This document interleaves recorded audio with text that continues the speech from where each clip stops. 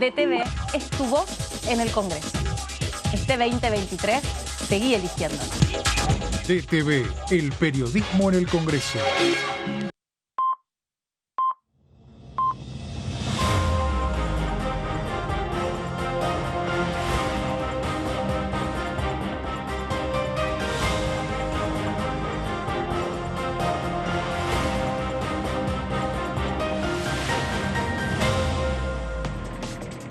Hola, bienvenidos, ¿cómo les va? Esta es la segunda edición de DTV. Acá estamos en una nueva semana para traerles todas las novedades parlamentarias.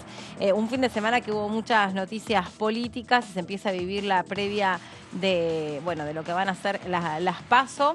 Y después, obviamente, retomando todo lo que dejó la semana pasada, la última sesión, los discursos, como también la actualidad claramente ocupó gran parte de lo que es las cuestiones de privilegio, tema Jujuy, tema Chaco, tema, ley de alquileres, por supuesto, y hay mucho más para debatir y para analizar con ustedes. ¿Cómo andas, Meli? ¿Cómo estás, Meli? Buen día. ¿Todo bien? Perfecto. Bueno, ¿qué tal el fin de semana? Y trabajando un poquito. Puro Ayer, vapor. Inauguración, no tuve la suerte de viajar como el compañero acá presente. ¿Estuviste ahí presente en la inauguración del gasoducto? Sí, tuve que traer de vuelta un marcador. 15 horas de viaje entre ida y vuelta. Porque, está en un lugar que está alejado. ¿Cómo fue llegar hasta ese lugar? Bueno, en el medio del campo. Efectivamente fue montado todo en donde estaba concluido en el kilómetro 654 del gasoducto que empieza en la provincia de Neuquén. Desde allí habló el gobernador Gutiérrez en Treilayatén.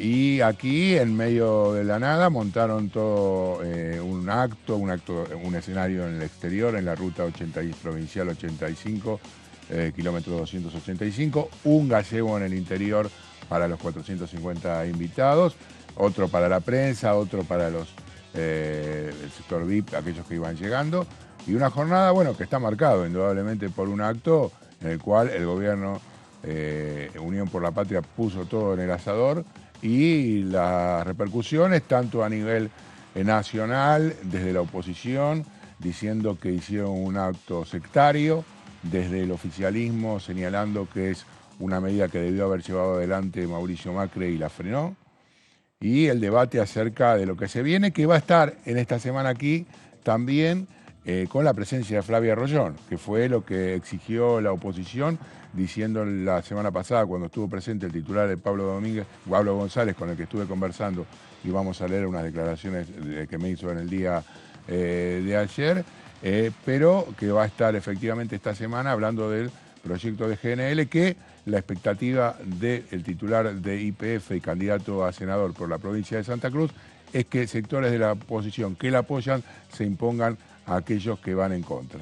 Así que veremos si eso efectivamente permite avanzar con una política que debería ser de Estado. Y toda la cuestión vinculada a la energía, ¿no? Digamos, a propósito de esto que se charló, porque en definitiva lo más importante es que con ese gasoducto se va a poder distribuir y se va a poder exportar gas, pero nosotros venimos hablando, y el Congreso viene hablando, de la matriz energética, de cuáles son los recursos que tienen cada una de las provincias. Las provincias del sur tienen estos recursos, las provincias del norte tienen otros. Entonces, claramente esto está vinculado a una agenda que es muy actual, ¿no? Una agenda que es muy actual.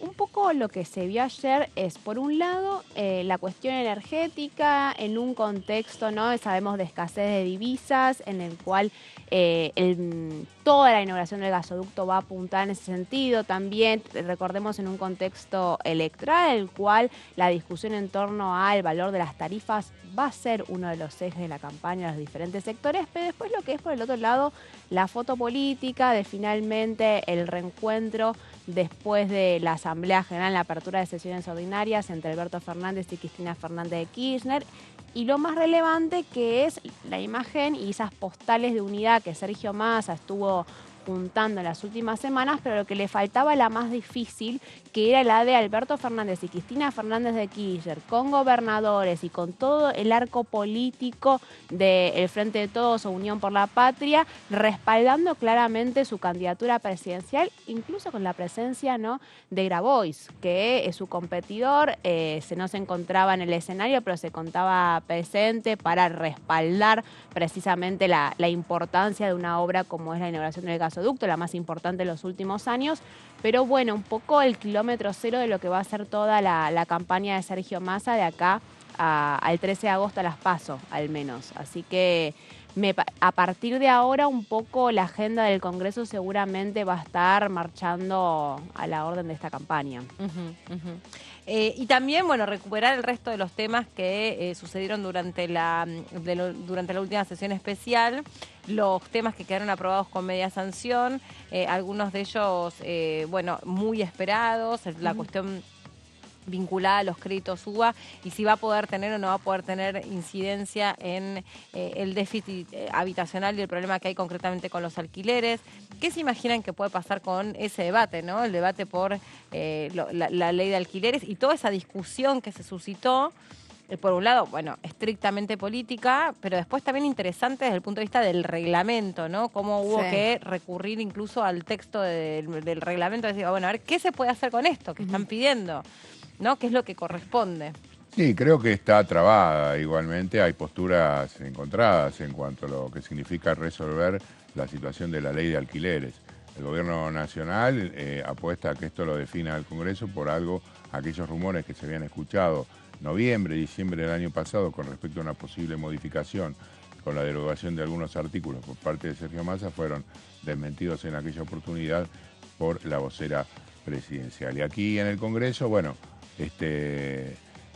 convocatoria para el 23 de parte de la oposición, juntando las firmas, y veremos cómo se llega, porque a pesar de haber aprobado en mayoría el dictamen del oficialismo, en el Congreso la situación no está favorable a que efectivamente corra esa propuesta. Me parece que la discusión deja al descubierto una situación de inestabilidad con respecto a lo que hace a los alquileres, fundamentalmente desde el punto de vista de la economía, en la cual una inflación del 130% indudablemente tira por cualquier escalera la posibilidad de pensar en una cuestión más o menos estable para aquellos que tienen que renovar un alquiler, pensando que tenés que prácticamente pensar en una vez y media. Si estabas pagando 100, tenés que pagar 230 pesos. Entonces, toda esa situación lo hace difícil la salida. Inclusive la propuesta de la oposición de algunos sectores de dejarlo a libre albedrío entre el que alquila y el propietario. Que es un poco lo que está sucediendo, ¿no? Es un poco cómo se terminó de acomodar esta tensión entre el inquilino y el propietario en un contexto muy complicado, con una ley que para todos fue una ley que no alcanzó, yo no voy a decir si es buena o es mala, pero que no alcanzó a resolver esta cuestión. Entonces se termina traduciendo, lamentablemente, y uno lo ve en la cotidianeidad, en acuerdo entre partes. Sí, y en la informalidad. Igual hay algo muy interesante que está pasando, porque no sabemos hoy, marco, de vuelta, contexto electoral, uno de los principales reclamos que se ven, aparte obviamente de la cuestión inflacionaria y la situación de la seguridad, el tema de los alquileres. Lo ven en las propias encuestas, los ven en los sondeos de opinión, se ve muy presente el reclamo en los grandes centros urbanos referente a la imposibilidad hoy en día de alquilar. Y los que tomaron la posta del reclamo es Juntos por el Cambio, que fueron precisamente los impulsores de la ley Lipovetsky, la famosa ley Lipovetsky, que fue la injustamente llamada ley Lipovetsky, pero que un poco hoy en día es la que cuestionan como la fuente de todos los males. El Frente de Todos se nota que mucho no sabe cómo lidiar con esta situación como resultado de todo el proceso de debate que vimos acá en la Cámara de Diputados respecto a eso, el lugar común de cuestionar la ley, y cuando se veía la presencia de algunas asociaciones de inquilinos que te decían, no saquen la ley, nuestro problema no es con la ley. Claro. Y eso un poco lo complicó la postura que venía teniendo el Frente de Todos respecto a este tema, porque si vos te pones a pensar, como decías, el dictamen de mayoría del Frente de Todos, los 2 puntos que más se cuestionan no los modifican, que son básicamente el más importante, que son los contratos cada 3 años. Entonces, ¿qué hay ahí? Porque estamos viendo un poco que el discurso de parte de los sectores libertarios, pero también de sectores del PRO que ya hace un año venían reclamando por la derogación, se ven mucho más respaldados hoy en día frente a esta situación para decir, olvídate de una reforma de la ley, lo que hay que hacer es derogarla y pensarla toda de cero. Entonces, pensando en la sesión del 23, que son 10 días después de las PASO, que va a ser un pantallazo general con los números sobre la mesa de qué intención de voto tiene cada uno de los candidatos, va a ver qué va a pasar ahí. Si efectivamente es el dictamen de minoría de Juntos por el Cambio con el resto de la oposición, o si es la total derogación con las consecuencias sociales y económicas que eso va a tener que ser. Vamos a ir Mary, vamos a ir a nuestra primera nota.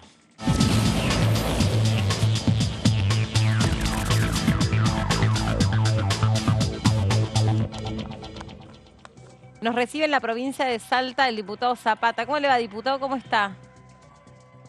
Muy buenas tardes, muy buenas tardes. Muchísimas gracias por la invitación a participar en su programa. Qué lindo paisaje que nos trae hoy. ¿Qué es?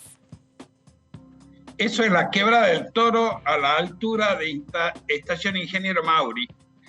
Por ahí pasa la parte ferroviaria, es el famoso tren a las nubes, es la ruta 51 que llega hasta San Antonio del Cobre, después empalma con la 40, y después puede salir por el paso de Sico, o bien puede ir por Jujuy y recorrer toda la parte Purmamarca, por ahí baja. ¡Uy, qué lindo! Y también pasar, empalmar para ir por el paso de Jama, Chile. Qué lindo. Y diputado, ¿ustedes ya están en receso invernal en la provincia o todavía no? Ya empezó el receso invernal acá, pues te vio que en 2 partes en el país, una parte al principio del mes. Claro, está escalonado, parte, sí. Acá ya estamos de receso invernal. Y bueno, ¿y qué expectativa hay para la provincia, que bueno, suele ser uno de los destinos más elegidos para cualquier posibilidad de escapadita? Sí, por supuesto, las expectativas son muy altas. Qué bueno. Tenemos buenos paisajes. Digamos, nuestra población, los salteños, han adquirido prestigio por la amabilidad con que reciben al turista. Se ha ido invirtiendo a lo largo de varias décadas en infraestructura turística. Ahora un poco están como, que le pueden medio distraídos las autoridades, y hemos perdido algo de nuestros primeros lugares con la provincia de Jujuy, pero quedan en la zona. Y siempre es importante tratar de promocionar a la provincia para que vengan los visitantes. Así que esperamos que nos visiten, esperamos que disfruten de nuestra provincia, esperamos que reciban una atención que les permita recomendarnos con sus amigos, así nuestro turismo sigue creciendo. Hola, diputado, ¿qué tal? ¿Cómo está? María Caferata acá lo saluda, buenas tardes. Recién estábamos conversando un poco... Buenas tardes, María, ¿cómo le va? Buenas tardes. Un poco sobre lo que dejó la sesión de la semana pasada, que claramente fue esta convocatoria para el 23 de agosto para debatir la ley de alquileres. Usted fue uno de los firmantes de esa convocatoria como parte en representación de su bloque. A ver, ¿qué expectativas tiene de que efectivamente se pueda llevar a cabo la sesión por un lado, pero fundamentalmente lo que tiene que ver con el núcleo de la discusión, ¿no? Si hay que derogar la ley, como sostienen algunos sectores de Juntos por el Cambio y los libertarios, o ir todavía apoyando ese dictamen de minoría que se firmó el año pasado. ¿Qué mirada tiene respecto al debate que se está dando? Bien, yo firmé porque integro un monobloque que a su vez integra el interbloque Juntos por el Cambio. No es la primera vez que a través de Diputados TV, no sé si con la señora Melina o con otros conductores, hemos hablado de este tema. El problema que tiene la ley de alquileres es que ha quitado posibilidades a los inquilinos y ha asustado a los inversores para construir nuevos inmuebles de alquiler, o poner a aquel que tiene alguna disponibilidad, ponerlo en alquiler o mantenerlos en alquiler. Y esa situación tiene que ser corregida, porque el problema habitacional es un problema que no solo existe en el conurbano, sino también existe para dentro del país, particularmente en la provincia de Salta. La ley Lipovetsky, como le llaman, no ha tenido buenos resultados, todo lo contrario. ha generado cierta resquemor en los propietarios y ha dificultado que existan o se mantengan en disponibilidad para alquiler algunos inmuebles. Existen 3 dictámenes, podríamos decir los principales en materia de ley de alquileres para ser tratados, ya están en un orden del día, y la delegación lisa y llana tendría que establecer también un artículo que se vuelve a aplicar los antiguos artículos del Código Civil, porque si no quedaríamos en un estado de anomia sobre el tema. En particular, considero que las modificaciones que tiene el dictamen de mayoría mantienen el rumbo que ha llevado a desalentar a los propietarios de inmuebles en alquiler a ponerlo a disponibilidad, o aquellos que tienen posibilidad de invertir para inmuebles en alquiler. En cuanto a los dictámenes de la oposición, existe muy poca diferencia y en un momento dado estuvo a punto de acordarse un dictamen único. La diferencia está entre el plazo mínimo del alquiler y la periodicidad y el índice que se utilizaría para actualizar el valor locativo, el valor de la locación. No creo que haya mayores inconvenientes en tratar de compatibilizar estas partes entre quienes firmamos, yo no firmé porque no estoy en la comisión, pero quienes suscribimos o adherimos los dictámenes de la oposición. Lo importante es que se trate. Ahora la fecha, que usted examine el calendario, es el éxodo jujeño. Esperemos que los legisladores no se contagien del éxodo y hagan éxodo del recinto, ¿no? ¿Qué tal, diputado Zapata? Fabián Waldman lo saluda. Buenas tardes. Siguiendo con... Muy buenas tardes, señor Fabián. ¿Cómo anda? El hermoso lugar, ¿eh? La verdad que me gustaría estar ahí y no tener este video wall de la espalda. Pero más allá de eso... Usted me llama y yo lo voy a esperar, don Fabián, y lo hago conocer la zona. Ah, bueno. Lo llamo más tarde, entonces. Listo. Cerramos. Encantado. Cerramos. Bueno, no, les quería consultar, porque estábamos charlando justo acerca de la ley de alquileres antes de comunicarnos con usted, y planteábamos una situación que tiene que ver no tanto con la ley de alquileres como sí con la situación económica. ¿En función de qué? De que muchas agrupaciones de inquilinos reconocen en esta ley Lipovetsky muchas bondades, pero el punto fundamental radica en el nivel de inflación que tiene actualmente la economía. Es decir, la imposibilidad de prever efectivamente cuánto va a pagar de alquiler de un año al otro, tanto para el inquilino, que tiene que prácticamente duplicar el monto de lo que va a abonar, como para el propietario, que tiene que esperar 12 años para poder recuperar, entre comillas, algo que va a ser imposible. ¿No es un tanto, digamos, problemática la situación echarle toda la culpa a la ley sin establecer que en realidad puede ser beneficioso este tipo de periodos para los inquilinos y ver otra forma intermedia, por ejemplo, reajustar los alquileres en un periodo más corto? Bien, yo le doy mi punto de vista. Toda vez que el Estado se entrometió y trató de regular o imponer condiciones en un contrato como este, que es bilateral, donde tiene que estar la voluntad concurrente de las partes, siempre complicó la relación, y quienes invierten, quienes tienen un capital, podríamos decir, a riesgo reducido, por eso la rentabilidad inmobiliaria siempre se calcula por abajo de una rentabilidad que asume el riesgo, siempre se han visto proclives a tratar de retirar o de sencillar hasta que aclare o a darle otro destino a los inmuebles en alquiler. Uno no puede intervenir desde el Estado estableciendo condiciones que son ofensivas para las pretensiones o a los derechos de alguna de las partes y pretender que la cosa continúe como si nada se hubiese pasado. Cuando usted pone restricciones en el plazo, en el mecanismo de actualización, quizás en el precio, en los destinos y otras posibilidades, otras particularidades que tiene el contrato de alquiler, más aún este dichoso impuesto a la vivienda ociosa, es lo que hace aquella persona que tiene que hacer la inversión para recuperar en una casa, no la va a hacer, probablemente busque algún mecanismo para hacer, si le gusta mucho la actividad inmobiliaria, invertir en Uruguay quizás, o en Paraguay, porque ahora hay un boom de inversiones en Paraguay, o va a cambiar de rubro y se va a dedicar a otra cosa. Uno no puede llevar en medio de un marco constitucional, un marco legal como el que tiene la República Argentina, donde para este tipo de contrato existe la autonomía de la voluntad de las partes, meterlo en un contrato tipo con cláusulas totalmente inelásticas y pretender que la gente siga apostando ahí. Si un inversor que tiene un dinero, muchos son jubilados que compraron una casa para tener un suplemento de la jubilación, otros que hacen realmente una actividad lucrativa de esto, no ven un horizonte que le produzca la renta o tenga un nivel de renta, que le mantenga un nivel de renta más o menos acorde con la que espera, va a huir. Entonces, puede ser que sea conveniente una posición para los inquilinos, pero no para el propietario. ¿Y cuál es la labor y cuál es el punto de vista que tengo yo? El mercado tiene que apuntar a que las partes se pongan de acuerdo y habrá distintos renglones, calidad de propiedades, zonas, características, etcétera. Pero cuando usted lo quiere encuadrar y llevarlo como burro a Bolivia a los propietarios para que lo pongan en estas condiciones, más de uno se va a rebelar y entonces este tipo de contrato empieza a no tener una de las partes, que es el dador en alquiler del inmueble, para tratar de que de a través de una imposición del Estado favorecer a otra de las partes.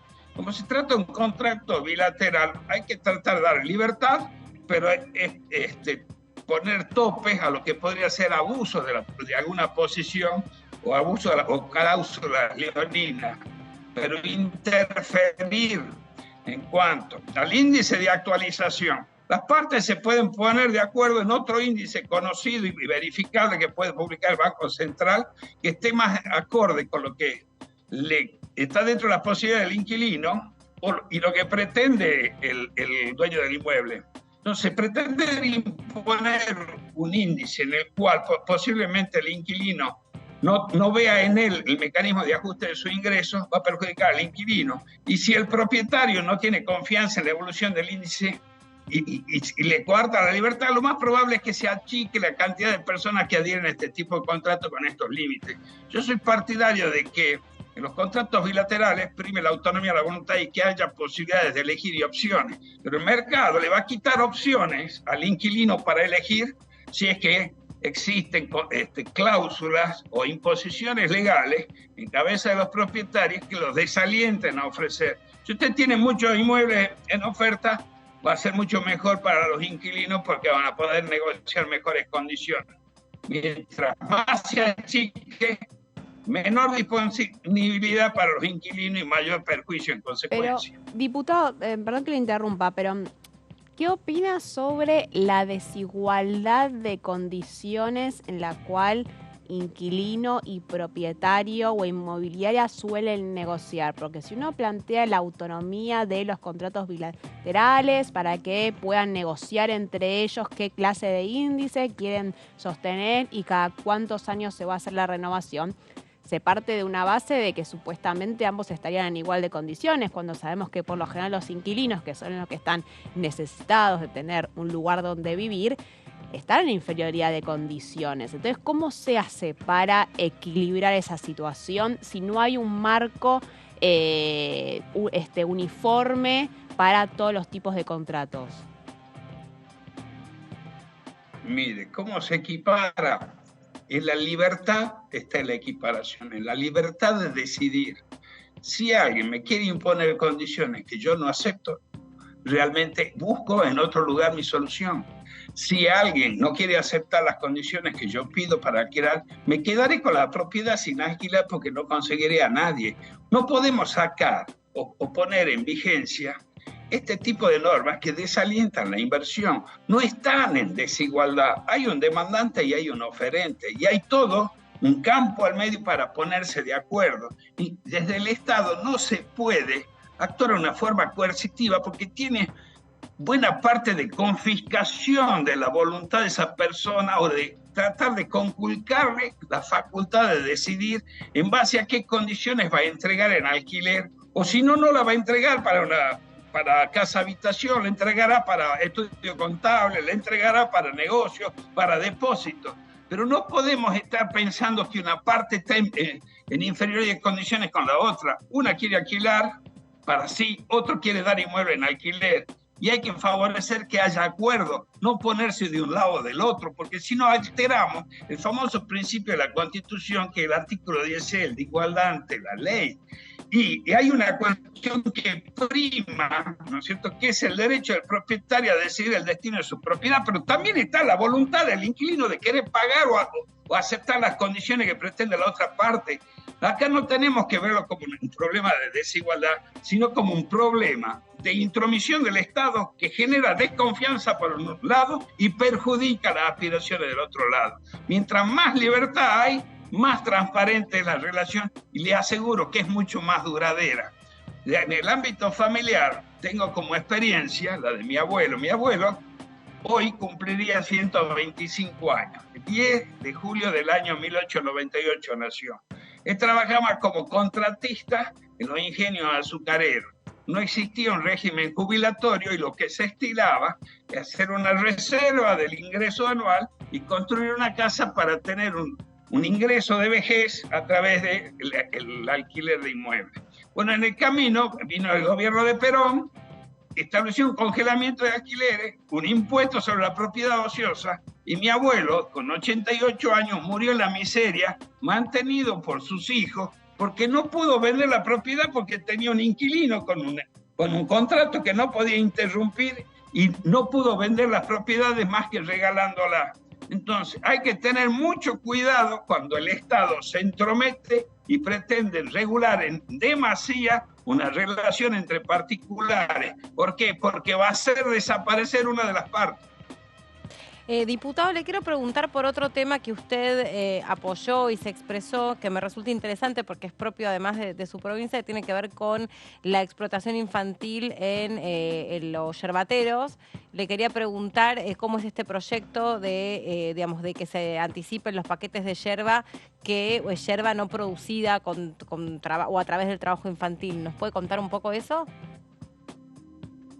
Mire, en general, el pasado, este tipo de actividades, tanto la yerbatera como la tabacalera, que requiere diversas tareas y ocupan mucha mano de obra, las tareas más livianas eran realizadas por familias. Estaba papá y mamá, y sus hijos menores los acompañaban, y por ejemplo en el caso de tabaco, le arrimaban las cañas a la mamá para que vaya a encañar. Le cuento el proceso de encañado: se pone un palo que le dicen caña, y se van atando con un piolín las hojas para después colgarlas en el secadero. Bueno, el niño acercaba una varita que pesara 300 gramos, y papá ayudaba. Bueno, el tema del trabajo infantil es una cuestión que debe ser combatida, y acá costó culturalmente imponer eso en las provincias tabacaleras, Jujuy y Salta.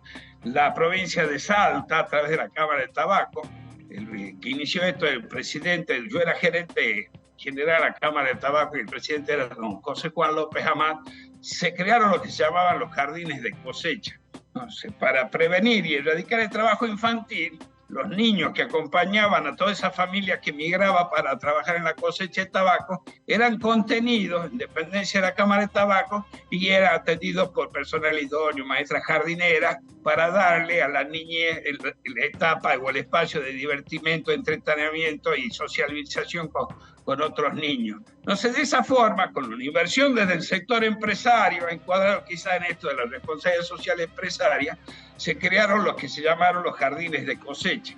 Bien, esa práctica de que se traslada la familia para trabajar en la cosecha y llevan a los niños que acompañan a su papá y se ocupan o ayudan en tareas menores, también existe la explotación yerbatera. Entonces, como la niñez tiene que ser una cuestión del despertar a la vida, quizás el trabajo infantil en manos o con alguna gente inescrupulosa puede resultar sí una explotación y no es un divertimento y acompañamiento. Y en toda actividad laboral siempre hay un riesgo.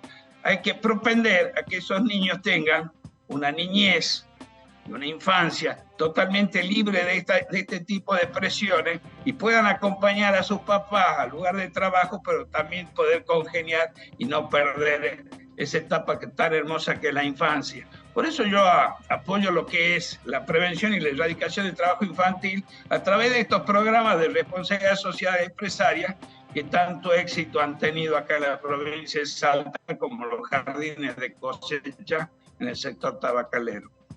Diputado, lo traigo un tema enmarcado en el contexto electoral, ¿no? Que refiere a, seguramente lo vio en los medios de comunicación en la última semana, de varios dirigentes que habían sido cercanos a Javier Milei, que habían sido sus candidatos, lo denunciaron por demandarles ya sea dinero para ejercer los cargos de las listas, lo dijo Bloomberg, pedían hasta $50.000 para un cargo de concejal, o en muchos otros casos denunciaban que les pedían después contratos de sus propios asesores a modo de pago por ocupar ese lugar en las listas.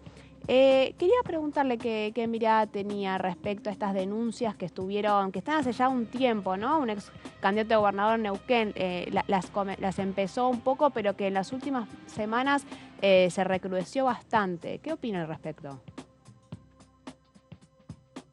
Bien, yo desde hace un tiempo estoy viendo cómo se pretende instalar a quien era el emergente, que reclamaba o concitaba la atención de buena parte del electorado, que tenía espacio en los medios de comunicación y que así fue difundiendo su idea y empezó a levantar en la encuesta, en la adhesión a esas ideas y en el acompañamiento hacia el voto.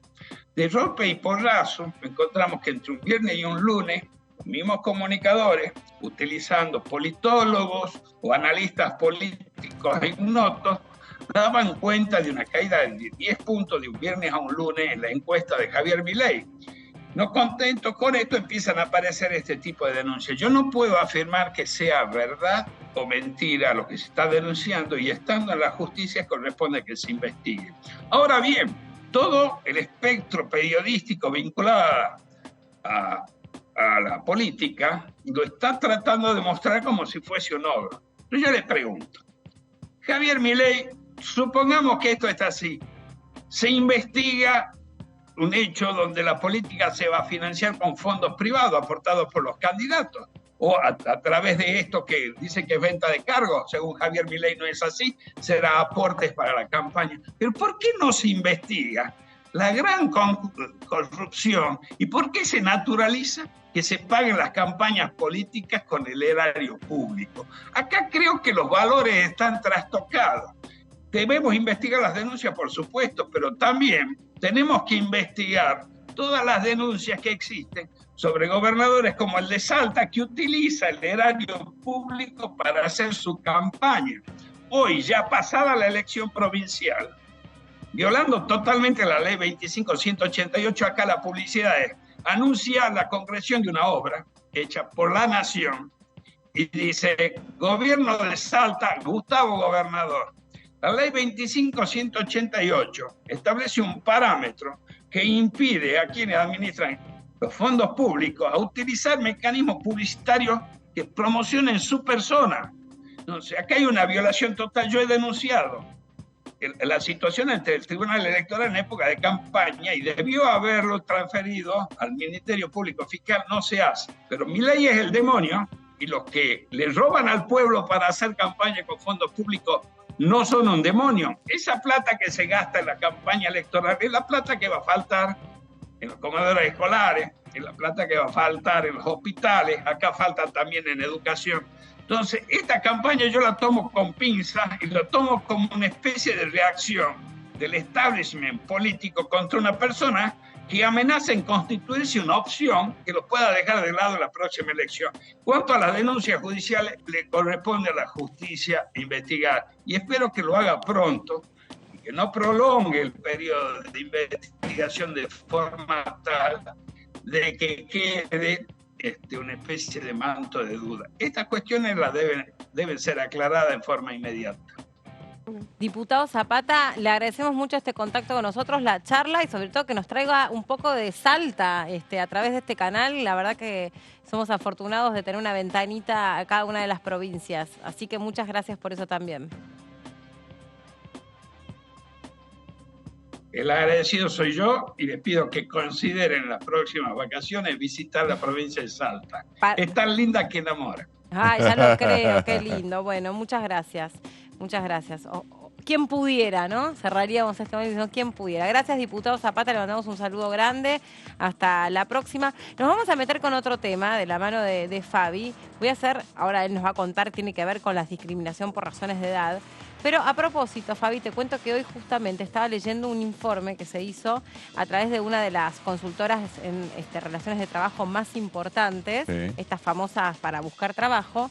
Y bueno, lo que se resolvió, que es una tendencia en toda Latinoamérica, pero que se viene incrementando, sobre todo yo creo que con el desarrollo de la tecnología, que las personas mayores de 55 años ya no son contratadas. O sea, si ya están adentro de una empresa, están dentro de una empresa, pero no hay personas mayores de 55 años que están siendo incorporadas a casi ninguna función del mercado productivo. Así que me parece que es interesante y viene de la mano de lo que nos vas a contar ahora. Sí, ayer hablando del viaje, compartía butaca con un compañero periodista de otro medio que me decía que, bueno, la verdad que tiene un tiempo muy grande trabajando en esa empresa y que piensa a veces en ir a buscar un laburo a otro lado, pero a la altura de la vida del que está, lo identificado que está con el medio, me hablaba en función de algunos maltratos que sufría y ese tipo de cosas.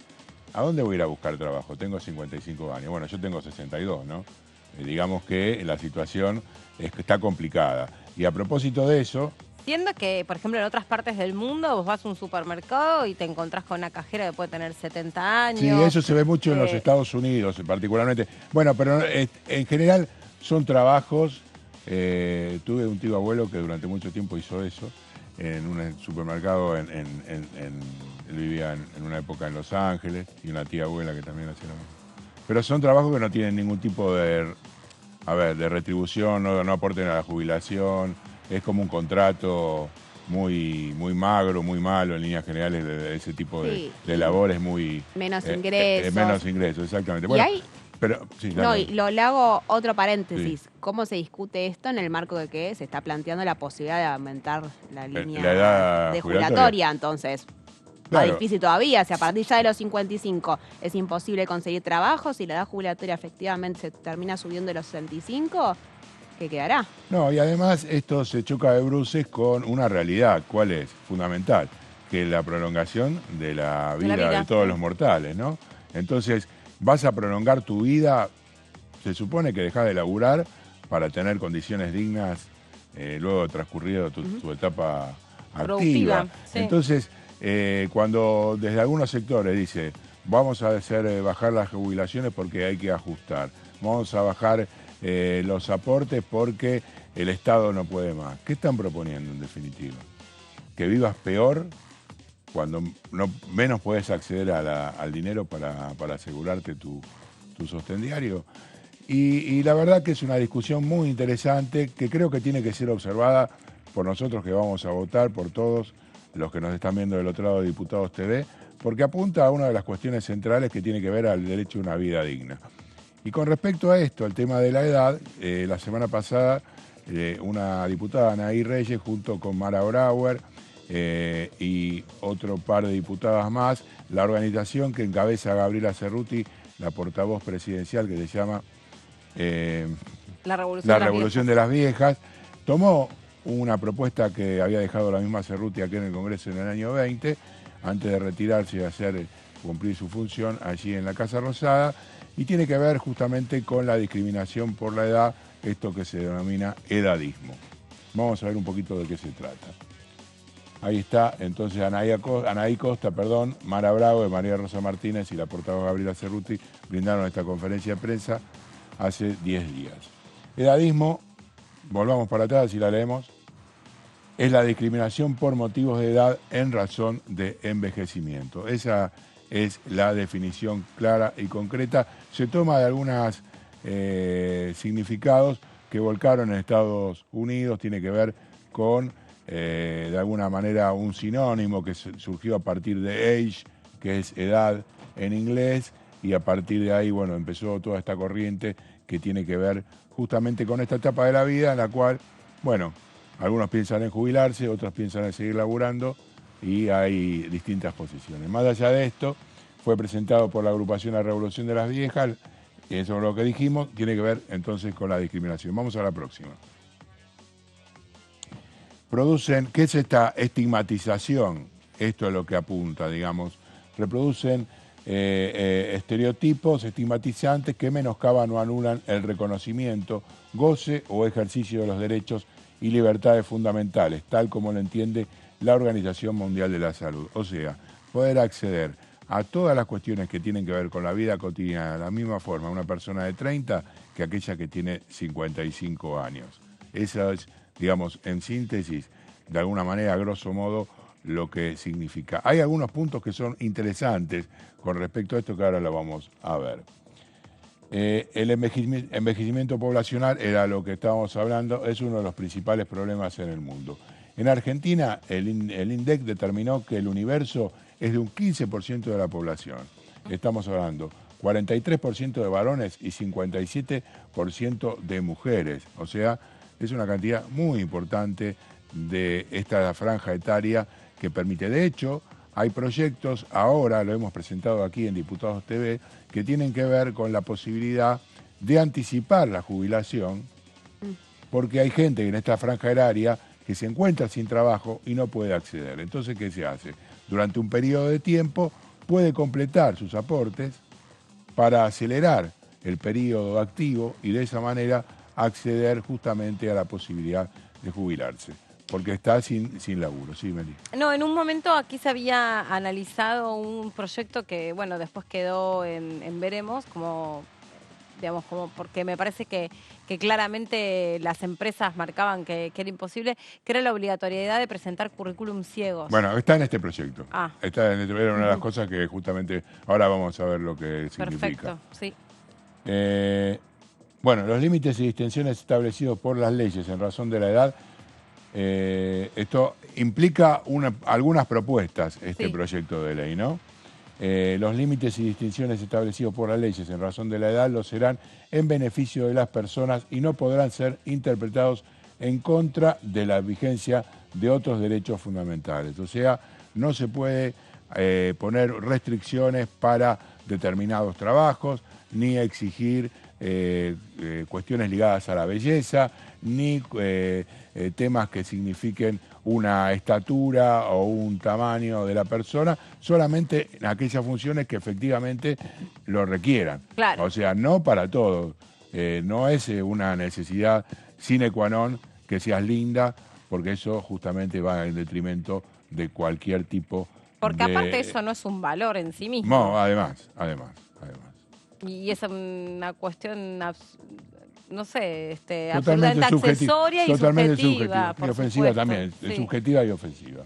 Serán consideradas abusivas las cláusulas de los contratos de adhesión que fijen condiciones relativas a la edad de las partes contratantes. También establécese la capacitación obligatoria en edadismo. Este es un punto que todas las leyes que aluden a derechos en la Argentina están pasando por esta etapa, que es que todos los funcionarios nacionales de cualquier estamento tengan que acceder a algún tipo de capacitación para no caer en este tipo de errores, entre comillas, que pueden quitarle derechos a algunos de los argentinos.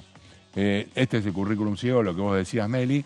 La solicitud de los currículums vitae no podrán tener consignada la edad de aquellas ni incluir imágenes o fotografías personales, a menos que se trate de una medida de acción positiva, es decir, que vaya en favor de la persona que lo presente, destinada a garantizar los objetos de esta ley. Esto siempre es en beneficio, digamos, únicamente se puede acceder a estas cuestiones y pedir este tipo de accesos en caso de que sea a favor de justamente las personas damnificadas. Además, si vos cruzás la edad con otras cuestiones, Variables. tienen menos chances todavía de poder obtener un trabajo. Hay un ejercicio muy básico que se hace en comunicación, que es que vos presentás distintas fotos de distintas personas y le preguntás a la audiencia, le preguntás a un público a qué crees que se dedica esa persona. Claro.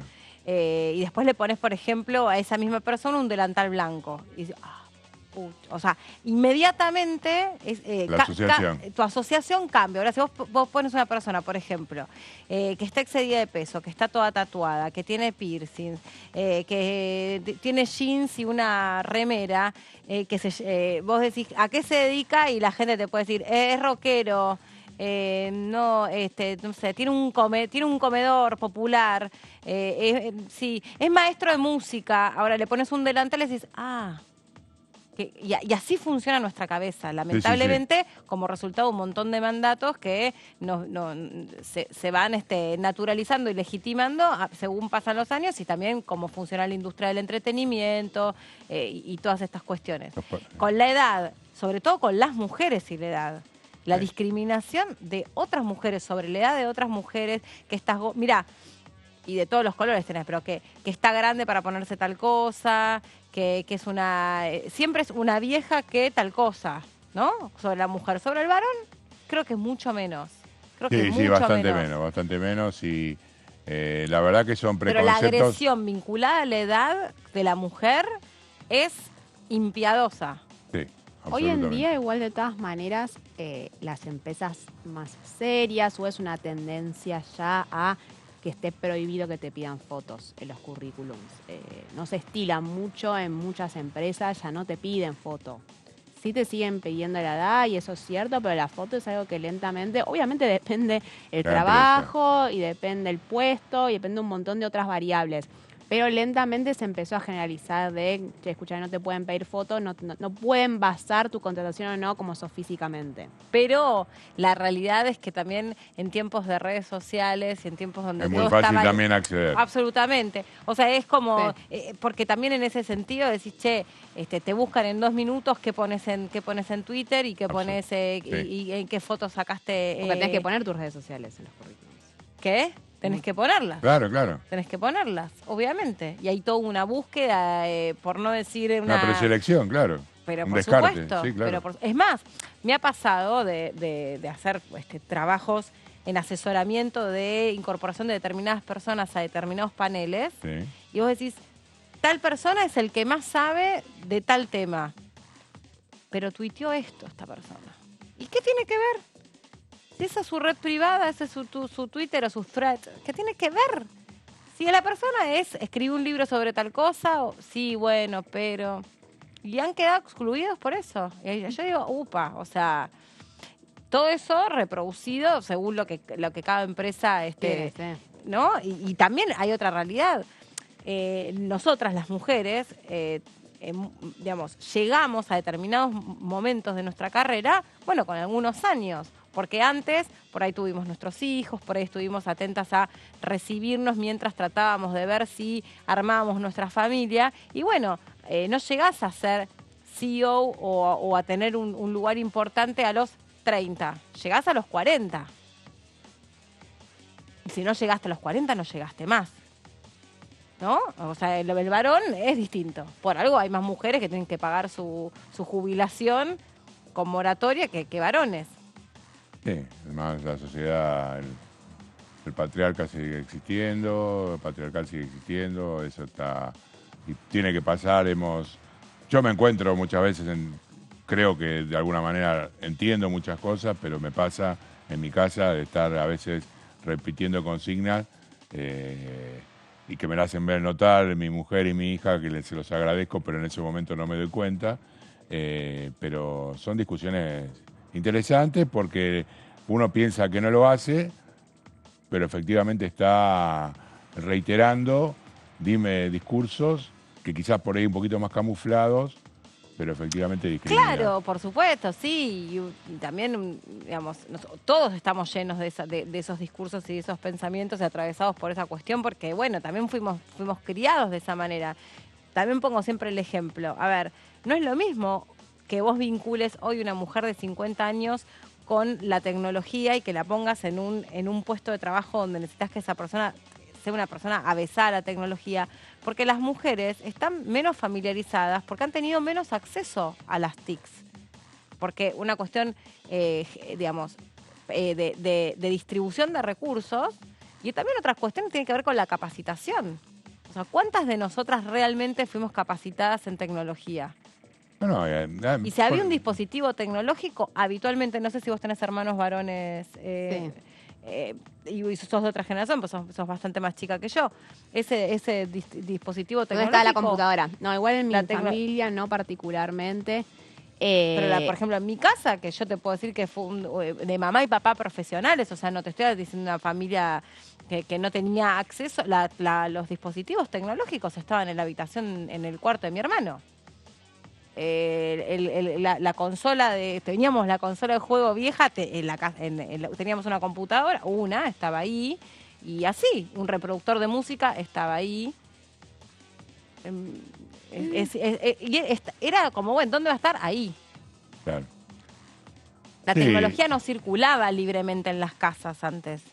No, como todas las cosas. Creo que también dependía, como dice, me parece, Mary, con respecto a lo que pasaba dentro de cada casa. Qué sé yo. En mi caso, yo compartía el cuarto con mi hermana tenía una parte, y en mi familia, en mi casa propia, la primera habitación sola la tuvo tu hija. Más grande, la habitación más grande cuando nos mudamos a la casa nueva la tuvo mi hijo, pero porque era el mayor también.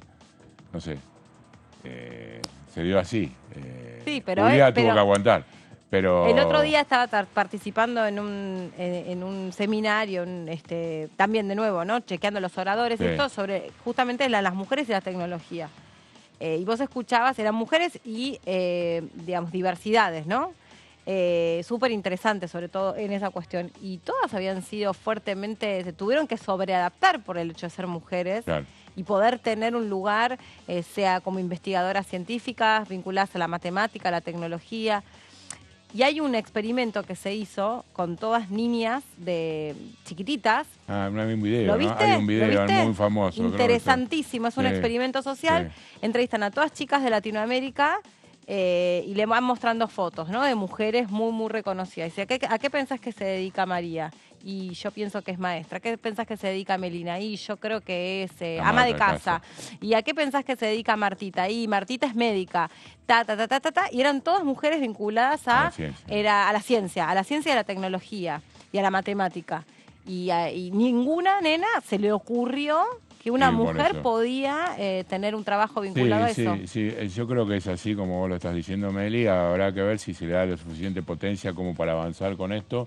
Bueno, entonces, para cerrar con el edadismo, tiene que haber un régimen especial, propone esta ley presentada por la diputada Anaí Costa, de promoción de empleo para personas mayores de 45 años y para personas trans mayores de 35 años de edad con perspectiva de género. Las empresas que incorporen a estas mujeres dentro de este rango etario también tendrán beneficios impositivos. Y el sector público, como en todas este tipo de regímenes, debe tomar la posta y emplear por lo menos al 1% de su personal en esta franja etaria.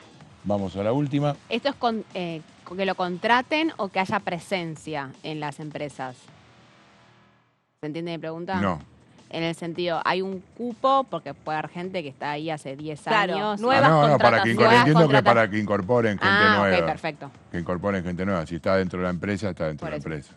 No le van a pagar el despido para tomarla de nuevo. Me parece que no sería. No, pero caso. Dice, no por eso, sino de incorporar directamente a alguien de mayor de, qué sé yo, 50 años. Que sea una política activa de que las empresas estén buscando personas de más de 45 y 50 años. Para beneficiarse con este tipo de cosas, sí, eso sería la idea. Que lo mismo se había hablado con el puente joven. Claro, digamos, tomar en una franja etaria, en este caso, para incorporarlos a trabajos formales. Siempre está estos de alguna manera, ayudas o posibilidades de exhibición de impuestos para incorporar gente en la etapa laboral. Requisitos: ser mujer mayor de 45 años, haberse encontrado fuera del mercado laboral formal por más de 10 años y acreditar fehacientemente que tuvo bajo su responsabilidad los cuidados de una persona con algún grado de dependencia, entre otras cuestiones. Entonces, esto tiene que ver con una ley que ataque una enfermedad de la sociedad moderna que tiene que ver con las mujeres en particular, que a partir ya de los 45 años en adelante empiezan a tener menores posibilidades de trabajo, Meli. Perfecto, me parece súper interesante. Me gustan cuando estos proyectos también tratan de ir. Me encanta también que Fabi se va en cámara, eso me parece. ¿Me fui en cámara? Pero me encanta, Bueno. Me parece que es tu Acá marca todo personal. normal. Vos volvés. Me parece que es tu marca personal. No, me encantan estos proyectos de ley que tienen digamos, el trasfondo de interpretar lo que está pasando realmente en el devenir de la sociedad, ¿no? Creo que es una responsabilidad enorme estar atentas y sensibles.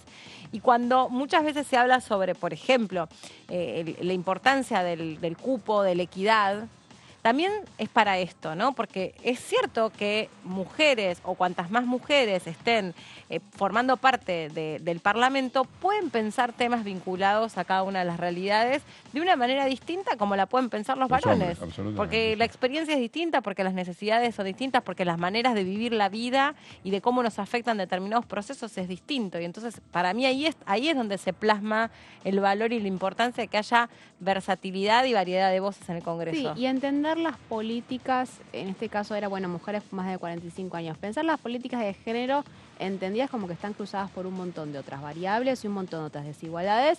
En este caso es el caso del edadismo con las mujeres mayores de 45 años que tienen problemáticas que tal vez las que tienen 30 o 20 no tienen, como son las mujeres de las comunidades originarias, como son las mujeres pobres. Que son... sí, estaba pensando en responsables de su familia, por diferentes Jefas de cuestiones, hogar. jefes de hogar. Bueno, ir pensando las políticas, pero entenderlas con las especificidades propias de cada una de los públicos a los cuales se pretende beneficiar. Está muy bueno. Muy interesante. Bueno, y en un ratito, en la hora que nos queda por delante, vamos a seguir desmenuzando, porque mañana se vuelve a reunir la Comisión de Juicio Político, y vamos entonces a desmenuzar en este sentido qué es lo que se viene, digamos, a partir de lo que pasó la semana pasada, que nos quedó medio como en el contexto de una sesión, y la semana pasada pasaron un montón de cosas, pero está bueno como ordenar qué es qué nos dejó este primer capítulo de coparticipación, qué expusieron, ¿no? Por dónde pasaron esas presentaciones y esas preguntas, y bueno, imaginarnos un poco cuál va a ser el derrotero de esta comisión mañana que no a recuerdo, las 13 horas. A las 13 horas, o sea, cuando nosotros justamente estemos Volvimos ya al ciclo normal de martes 13 horas, Comisión de Juicio Político, que se había visto interrumpido por los feriados, por el claro, cierre de listas. y por las elecciones, claro, tal cual. Bueno, así que hacemos una pausa cortita y cuando regresemos nos metemos de lleno con este tema. Ya venimos.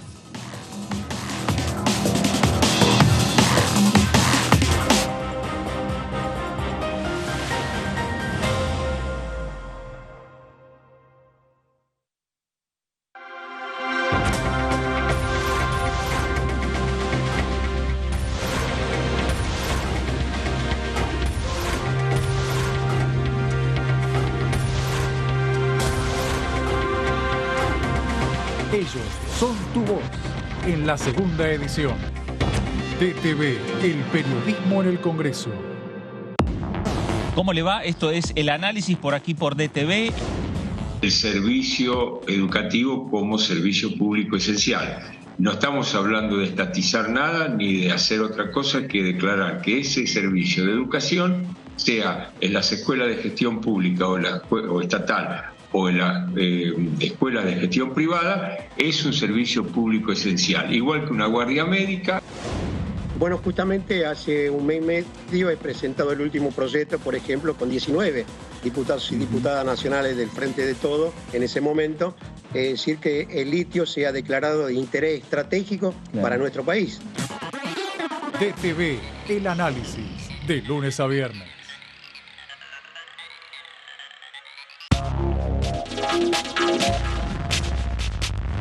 DTV es diálogo, análisis, información. DTV es pluralidad de voces, federalismo, libertad de expresión. DTV es todo lo que un país en democracia tiene que ser. DTV es tu voz en el Congreso. Este 2023 seguí eligiéndonos. DTV, el periodismo en el Congreso.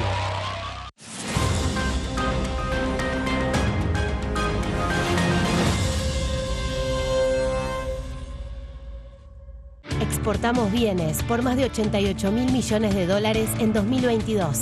Y detrás de ese dato hay un movimiento económico que llega a cada rincón del país. Primero la gente. Ministerio de Economía. Argentina Presidencia. Hola, bienvenidos a una nueva jornada del resumen de noticias parlamentarias. Uno de los proyectos que hemos presentado aquí en el Congreso de la Nación tiene que ver con la reforma del Código Penal de la Nación, entendiendo la problemática que estamos viviendo en mi ciudad, la ciudad de Rosario, en relación a la inseguridad. Había un proyecto que nos llamó la atención y entonces lo destacamos acá. Entre esos proyectos, este sí se iba a analizar y se va a analizar en la próxima reunión de Desarrollo Humano, que es un proyecto de la diputada Estela Hernández relacionado con los delitos de abuso sexual, lo que comentabas, abuso sexual, secuestro y femicidio ejercidos contra niñas indígenas. DTV, el resumen, de lunes a viernes.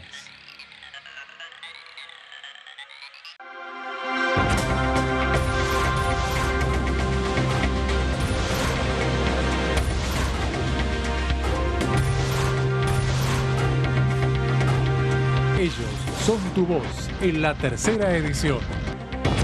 DTV, el periodismo en el Congreso. Buena semana, ¿cómo andan? Bienvenidos, bienvenidas, aquí estamos. Hay un proyecto por el cual yo trabajé muchísimo y somos muchos los diputados y diputadas que hemos trabajado, pero veo muy difícil que eso pueda darse, y es el proyecto de humedales. Creo que es un proyecto muy importante para la Argentina también. Todo lo que tiene que ver con la agenda ambiental, en ese caso el de trazabilidad también entra. La creación de la Defensoría MIPYME, pero en el marco de el poder legislativo, que creemos, porque existen un montón de regulaciones y las pymes no encuentran, bueno, lo voy a estar presentando. Yo creo que lo estoy consultando con dirigentes pymes también, están muy entusiasmados, una comisión bicameral que a similitud de lo que está legislándose en el resto del mundo, cumplamos acá, porque supuestamente la defensa de la competencia, por ejemplo, está dentro de la Defensoría del Pueblo. ¿Cuánto hace que no está elegido el defensor del pueblo? DTV, tercera edición, de lunes a viernes.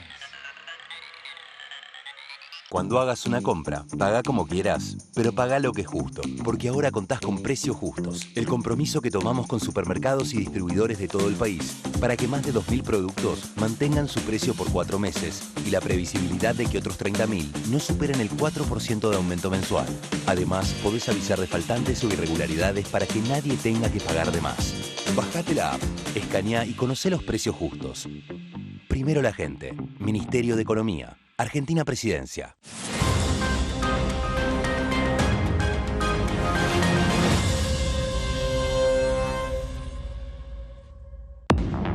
¿Qué tal? Buenas noches, bienvenidas y bienvenidos a un nuevo programa de Punto Género. Después también está el ciberflashing, que es cuando te envían fotos de genitales, fotos o videos de genitales de una persona sin consentimiento. Están todo lo que son las acciones de cibercontrol, que tienen que ver con la instalación de programas espías o el control de la geolocalización o la actividad de una persona en línea.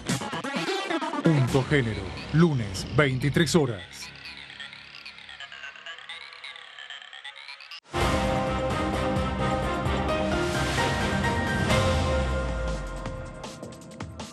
Hablamos ahora de la Comisión de Juicio Político que se vuelve a reunir, que ya empezó con el capítulo de la coparticipación, que fue el tema que originó precisamente el pedido de averiguación de causales para juicio político para los integrantes de la Corte Suprema que envió Alberto Fernández a este Congreso. Pero tiene todos los detalles nuestra especialista en juicio político, que es María. Nos vamos repartiendo la especialidad con el compañero Waldman. María Juicio Político Caferata. Totalmente, totalmente. ¿Sabes qué? Me parece fantástico. Bueno. A mucha honra.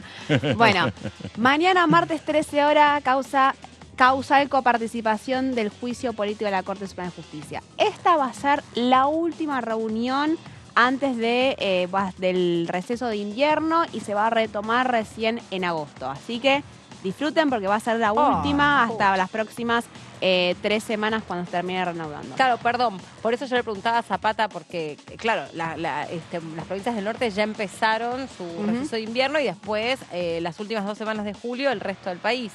Son semanas alternadas para favorecer el turismo, pero eso casi que congela la actividad en muchos estamentos del Estado. Sí, pero puntualmente en el Congreso son siempre esas 2 semanas a finales de julio que en la práctica, no por fines turísticos, sino que no hay actividad acá. No, y aparte por demanda de vuelos, también te explican mucho los diputados, que están muy tomados por cuestiones de turismo y entonces es mucho más difícil poder, anticipar la... Bueno, tal vez. Pues es una opción. Te queda... Sí. Algunas provincias te quedan un poquito más lejos que otras, pero no, claro, es cierto, no lo había pensado. No lo había pensado, que en realidad ya es difícil de por sí, ya se quejan de por sí poder estar presentes acá todas las semanas, en vacaciones de invierno. Sobre todo que en muchos destinos, no turísticos, sino en muchos destinos de nuestro país bajó mucho ¿cómo se dice? La frecuencia, no me sale la palabra, la frecuencia de vuelo. Claro, está bien. Entonces no tenés por ahí en todos los destinos y de todas las ciudades vuelos diarios o más de un vuelo por día. Entonces es complicado. Bueno, está bien. Entonces, en ese contexto, precisamente el día de mañana va a ser la última de julio de las reuniones de Comisión de Juicio Político. Va a ser otra nueva audiencia testimonial, la segunda audiencia testimonial vinculada a la causa de coparticipación. Yo esta plaquita la traigo siempre, porque hay que entender de qué estamos hablando cuando hablamos de coparticipación.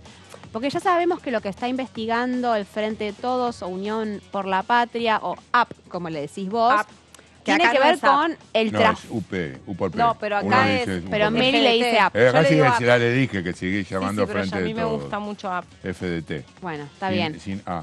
Que la hipótesis del Frente de Todos fundamentalmente tiene que ver con el trasfondo de la negociación de este fallo, ¿no? Es decir, que el fallo que benefició a la Ciudad de Buenos Aires, después vamos a ver cómo, fue negociado entre el gobierno de Horacio Rodríguez de Larreta, hoy en día precandidato presidencial por parte de Juntos por el Cambio, y Horacio Rosati, presidente de la Corte Suprema, a través de su vocero Silvio Robles. Silvio Robles va a ser el gran protagonista de esta causa durante las semanas que se sostenga la investigación vinculada a la coparticipación. ¿Qué fue? No el fallo, porque en realidad es una medida cautelar de la coparticipación que benefició a la Ciudad de Buenos Aires. Tenemos que hacer historia a diciembre del 2022, cuando la Corte Suprema firmó una acordada obligando al Gobierno Nacional a aumentar los fondos coparticipables del 2,3 al 2,95%. Recordemos que en el 2016, durante el gobierno de Mauricio Macri lo había triplicado esa coparticipación que les correspondía a la Ciudad de Buenos Aires y a través de un decreto, y luego en el 2020 Alberto Fernández, primero también a través de un decreto y después a través de una ley que salió acá en el Congreso de la Nación, lo reduce en el marco. Los dos habían sido vinculadas a negociaciones y transferencias de las policías. Macri lo había hecho con el argumento de que le estaba transfiriendo a la Ciudad de Buenos Aires el control de la Policía Metropolitana, y en el 2020, cuando Alberto Fernández modifica esos números de coparticipación, se estaba dando, recuerdan, el conflicto con la Policía bonaerense y puntualmente en el caso del gobierno de Axel Kicillof. En el marco de esta modificación de los puntos de coparticipación, la ciudad denuncia al gobierno nacional, arranca todo un proceso en el cual Nación y ciudad empiezan a negociar con la Corte, formando un poco como intermediaria. No se termina logrando llegar a un acuerdo y la Corte emite una acordada no expidiéndose sobre el fallo de fondo, en el cual le dice el gobierno de Alberto Fernández que le tiene que aumentar a 2,95 puntos los fallos de coparticipación. Todos esos números son importantes. ¿Y por qué intentamos hacer mucho hincapié en esto? Porque como parte de la investigación que está llevando a cabo el Frente de Todos, hace hincapié también en que no se justifican muchos de estos números, no hubo un proceso de investigación a ver de cuáles tenían que ser los fondos exactamente para hacer el traspaso de la Ciudad de Buenos Aires, que no hubo consultas a los organismos que deberían estar abocados a hacer el cálculo presupuestario para ver cuánto sale efectivamente implementar determinadas políticas públicas. Entonces, parte de la discusión y la puesta en duda de parte del oficialismo respecto a cuál fue el objetivo real de este fallo tiene que ver con le dibujaron un número porque no había necesariamente motivos para adjudicar esta cantidad de fondos, porque en el fondo lo que estaba era la decisión de beneficiar al gobierno porteño. Pero bueno, eso es un poco el contexto y lo que va a tratar toda la causal de coparticipación. Vamos a la próxima placa para repasar qué fue lo que pasó la semana pasada, el día de jueves, que vos, como decías bien, Meli, quedó un poco en un segundo plano por el contexto general de la sesión que hubo el día anterior, pero tuvo algunas cosas muy interesantes.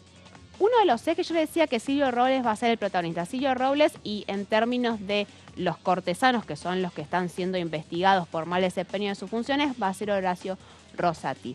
Uno de los puntos principales de la investigación del Frente de Todos tiene que ver con esta supuesta amistad o vínculo espurio, como lo llaman ellos en el propio texto del juicio a la Corte, entre Marcelo D'Alessandro, exfuncionario de la Ciudad de Buenos Aires, y el vocero de Rosati, Silvio Robles. Pensando en esto, obviamente haciendo hincapié en lo que fueron la filtración de los chats entre Robles y D'Alessandro, que fueron lo que motorizaron en un primer lugar que se avanzara con todo el juicio político, y que largamente hemos discutido acá respecto a si es posible utilizarlos o no debido al origen ilegal, obviamente porque fue un hackeo, de estas conversaciones. Lo que sostuvo Rodolfo Tailade la semana pasada es para comprobar la verosimilitud de estas conversaciones, porque eso es algo que nunca se llevó a cabo, porque nunca se siguió investigando. En su momento el juez Ramos termina diciendo que precisamente por el origen ilegal de esos chats no tenía que continuar la investigación. Entonces lo que apuesta principalmente Rodolfo Tailade, diputado del oficialismo, es, bueno, primero tenemos que ver si estos chats son verosímiles, si son verídicos, si efectivamente en las conversaciones, porque hay mucho texto pero también hay mensajes de audio, Marcelo D'Alessandro es efectivamente Marcelo D'Alessandro. Entonces lo que hace es un pedido de ampliación de la prueba pidiendo una huella biométrica de la voz de D'Alessandro para comprobar esto, ¿no? La verosimilitud de los chats. Lo que él pide es hacer un peritaje que esté a cargo de la Policía Federal, comparando los audios que se filtraron a partir de un indubitable. Este indubitable es... puede ser entrevistas. Una entrevista que le haya dado una entrevista que le haya Marcelo D'Alessandro, o que cuando Marcelo D'Alessandro mismo sea convocado a la Comisión de Juicio Político, se lo grabe y eso se lo corrobore. Yo conversando con lo compare, exactamente, lo compare, gracias. En principio lo que van a hacer es, este indubitable va a partir de la grabación que se va a hacer cuando venga a declarar la Comisión de Juicio Político, no se va a hacer a través de las entrevistas, porque es un tema muy delicado. La semana pasada se vio la clara oposición de todos los integrantes de Juntos por el Cambio, no solamente del PRO, sino que la coalición cívica salió muy fuerte a oponerse a esta decisión. Entonces, bueno, como muchas otras cuestiones, como con otras medidas, estas herramientas que tiene la Comisión de Juicio Político, el oficialismo ha buscado ser un poquito más delicado. Por ejemplo, cuando había que traer por la fuerza pública a algunos testigos. En el caso la huella biométrica se va a avanzar, pero va a ser a partir de que Marcelo D'Alessandro sea convocado a declarar durante el mes de agosto. Lo que pasa ahí, para mí... De parte de D'Alessandro, yo ya anticipo que para mí lo que va a presentar él es, primero, no es lo mismo un audio que se envía por teléfono celular, no es lo mismo la distorsión que se afecta a la voz por teléfono celular que en la televisión a través de un micrófono que tiene una determinada calidad, que en una presentación en vivo, o sea, y que vos de eso extraigas una grabación y ahí analices la voz. Pero más allá de eso, porque la verdad es que cuando uno pueden grabarlo habla... con un teléfono acá y hacer lo mismo. Sí, pero no lo pueden someter a él a esa pericia. Lo que te están diciendo es que van a extraer una prueba de voz, por así decirlo, y compararla con eso. Pero para mí el debate de fondo es que él pueda decir, sí, soy yo, pero ¿cómo pueden ustedes asegurarse que esto no fue editado? Bueno, es lo que justamente lo que quieren hacer a través de lo que se hace. Bueno, vos estás en los medios, sabés mejor que yo que estas cosas ocurren, se puede comprobar con la edición si está pegado o montado o no está. Eso en general, digo... Yo te digo que es un terreno, me parece, un poco complicado en términos periciales, ¿no? No, supongo que sí. Creo que están todos los mecanismos y toda la tecnología para poder llevar adelante una cuestión similar. Digo, uno en su casa, vos te habrás grabado miles de veces... no sé, yo también, sí, sabés ¿Sabés cuándo pegaste uno con otro? Digo... Y la otra cuestión es, sí, soy yo. ¿No es esta mi intimidad? ¿Cuál es el límite? Sí, yo creo que pero ahí... es un funcionario, depende de lo que diga. No, ahí me parece que más allá de si el peritaje que tiene las herramientas, uno cree la policía científica para poder determinar si hubo algún tipo de edición, es la discusión de fondo que sigue siendo si es válido utilizar chats ilegales que fueron filtrados, ilegalmente, como prueba para un juicio político. La discusión en el fondo sigue siendo esa, con el oficialismo diciendo es un asunto público que apareció en los medios de comunicación y por lo tanto tomaron estado de interés público y se comprobó que no hubo, hay una investigación en curso sobre el origen, si fue hackeo o si fue espionaje ilegal. Como nosotros no somos un tribunal, estamos haciendo un juicio político, no un juicio legal, digamos, podemos avanzar. Ahora, Juntos por el Cambio te dice que no. Y en otras discusiones, durante juicios, el Frente de Todos sostenía la postura contraria. Respecto a vos no podés utilizar como prueba filtraciones ilegales, porque eso te plantea un montón de dudas respecto al Estado de Derecho. Es que para mí, es súper interesante ese debate y esa discusión, y lamentablemente uno termina teniendo una postura determinada de acuerdo a una línea ideológica. Es como inseparable, ¿no? Es muy difícil en este tema en particular, como en otros, borrar a los protagonistas y sobre eso vertir una opinión, porque los protagonistas hacen la diferencia. Estamos hablando de un determinado miembro de la justicia con una determinada llegada, con un determinado miembro del poder político. Entonces, es muy difícil ir a una discusión estrictamente técnica cuando del otro lado lo que tenés son protagonistas que representan... Sí, cuando digamos, trazar esa línea que separe los dos ámbitos es complicado, está claro que muy es complicado. Muy difícil e interesante al mismo tiempo, y por algo existen estos ámbitos de debate, y esta manera también Tailade es un hombre de derecho, inteligentemente me parece que dice, bueno, perfecto, yo proveo la mayor cantidad de prueba posible. Y de hecho lo que pasó el otro día, Mary lo debe saber bien, que leyó el diputado Juan Manuel López un texto, nada más y nada menos, de Raúl Eugenio Zaffaroni, en contra de la utilización justamente de este tipo de pruebas. Es una estrategia muy inteligente utilizar los propios argumentos en otro contexto como propios. Insisto, el argumento hoy del Frente de Todos, que lo menciona muy bien el diputado Rodolfo Tailade, esto es diferente a un proceso penal. Acá nadie va a ir preso. Nosotros estamos implementando un juicio político y estos fueron chats que se filtran en los medios de comunicación y son de interés público y nosotros, por lo tanto, podemos utilizarlos. Es una delgada línea. En principio, lo que se impone es el peso de la mayoría del Frente de Todos, que le permite seguir avanzando y que lo hace de una manera muy cautelosa, viendo hasta dónde puede avanzar y hasta dónde no. Es decir, con el peso de la mayoría no se puede hacer todo, porque no se pudo hacer todo.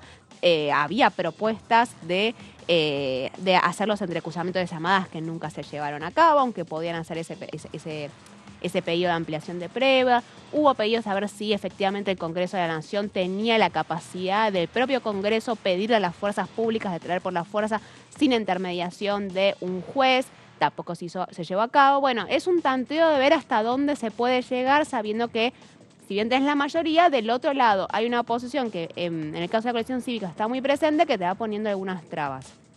Pero bueno, esto es uno de los datos que tienen que ver con el foco de la investigación, que hace la relación entre D'Alessandro y Robles. Uno va a ser la huella biométrica de voz, y el otro pedido de ampliación de prueba que también hizo Tailade es el de convocar como testigo al ex fiscal y actual juez de la Ciudad de Buenos Aires, Juan Carlos Máiquez. Recordemos, Juan Carlos Máiquez, porque se dio a conocer, fue el año pasado o hace 2 años, no lo recuerdo bien, que Robles y D'Alessandro llegaron juntos a su cumpleaños en un hotel. Entonces sirve también como supuesta prueba de que, bueno, había una relación ahí entre los dos sectores, ¿no?, de lo que estaban negociando, ¿no? Entre la Ciudad de Buenos Aires, cuando estaba en el pleno litigio, D'Alessandro estaba muy presente en esas negociaciones y Enter Robles en calidad de juez por parte de representación de Horacio Rosati. Entonces, bueno, cuestionar de que había un vínculo que habría facilitado de alguna manera el tráfico de esta sentencia. Pero bueno, vamos a ver qué dijeron. Hubo solamente 2 testigos la semana pasada que quisieron principalmente hincapié en esto que le mencionaba, ¿no? En el significado de estos números en el aumento de la coparticipación. Horacio Díaz, que es el subprocurador del Tesoro, dio el testimonio más importante, que declaró que ni el gobierno de Mauricio Macri ni la Corte Suprema de Justicia habían detallado cómo habían llegado al monto de recursos para financiar el traspaso de la policía a la ciudad de Buenos Aires allá por el 2016. Lo que dijo es que en el convenio del 2016 no fue estimado el costo que podía representar la ejecución o cumplimiento de estos servicios no federales y tampoco se estableció allí ningún mecanismo o procedimiento destinado a establecerlo. Y el otro testimonio, que también es en el caso de la próxima placa, es el titular de la Unidad de Análisis Económico de la Corte, es la próxima. Que Joaquín Alperovich fue más breve, pero lo que sostuvo es que tampoco nunca le consultaban a la Corte en el caso de la acordada que termina enviando la ciudad de Buenos Aires, ¿no? Que hace ver, bueno, de dónde vinieron estos números y por qué se aumentó de 2,5 a 2,95 y qué hacen ahí, bueno, el trasfondo de cómo se negoció el fallo de la Corte. Y bueno, a ver, ¿qué va a pasar mañana? Va a ser una audiencia testimonial muchísimo más larga, fue breve la pasada también en el marco de las discusiones que se dieron por los pedidos de ampliación de prueba, pero bueno, el día de mañana podemos estimar que va a estar. La más importante va a ser Silvia Batakis, breve ministra de Economía de la Nación por un mes antes de asumir el actual precandidato de Unión por la Patria, Sergio Macia. En ese entonces ella era la secretaria de provincias pertenecientes al Ministerio de Interior, que formaba parte de las negociaciones por parte del Gobierno Nacional. Así que se la trae para que, bueno, den cuenta un poco de cómo habían sido esas negociaciones con la Ciudad de Buenos Aires. Va a estar Gabriel María Starola, no va a estar Gabriel María Starola, eso me lo confirmaron hace recién una hora, pero era uno de los convocados, que es el Procurador General de la Ciudad de Buenos Aires. En el caso de Starola, la idea que había sido convocada era para que estuviera de los dos lados de la campana, ¿no? Si van a estar presentes los representantes de las negociaciones del Gobierno Nacional, tenían que estar quienes habían negociado por parte de la Ciudad de Buenos Aires para que dieran cuenta un poco de ver, bueno, cómo había sido el marco de estas discusiones. En principio, Starola no va a estar el día de mañana y están viendo a ver en la Comisión de Juicio Político cuándo puede ser que lo vuelven a convocar. De parte del oficialismo sospechan que es el propio Juntos por el Cambio el que no quieren que vaya para hacerles algunas preguntas. Y después, Alejandro Daniel Rodríguez, que es el secretario de Juicios Originales de la Corte Suprema, que ya había estado en otras de las reuniones de comisión para dar cuenta un poco de cómo se movió el expediente de coparticipación al interior de la Ciudad de Buenos Aires. Y después tenemos a Goycochea, que es asesor general del Gobierno de La Rioja, vamos a la próxima placa, y otros fiscales de Estado. Fiscal de Estado de Catamarca, Marcos Denet, el fiscal de Estado de Santiago del Estero, Raúl César Abate, y Fernando Pablo Tanarro, fiscal de Estado de Santa Cruz, que van a oficiar de dar cuenta un poco a ver, bueno, qué consecuencias tuvo para tal vez las arcas de sus respectivas provincias la modificación de la coparticipación. Esto va a ser el día de mañana a las 3 horas en la Comisión de Juicio Político, pero te dejo para que pariéndose la placa. Bueno, Mary, buenísimo, súper interesante y además importante poder seguir así como pormenorizadamente la actividad que va a tener mañana la Comisión de Juicio Político. Bueno, respecto del temario de lo que fue la última sesión especial, uno de los temas fue la ley Olimpia, la ley que intenta también darle una profundidad a la cuestión de género cuando se produce a través de medios o de recursos digitales. No significa que no tenga impacto en la vida real,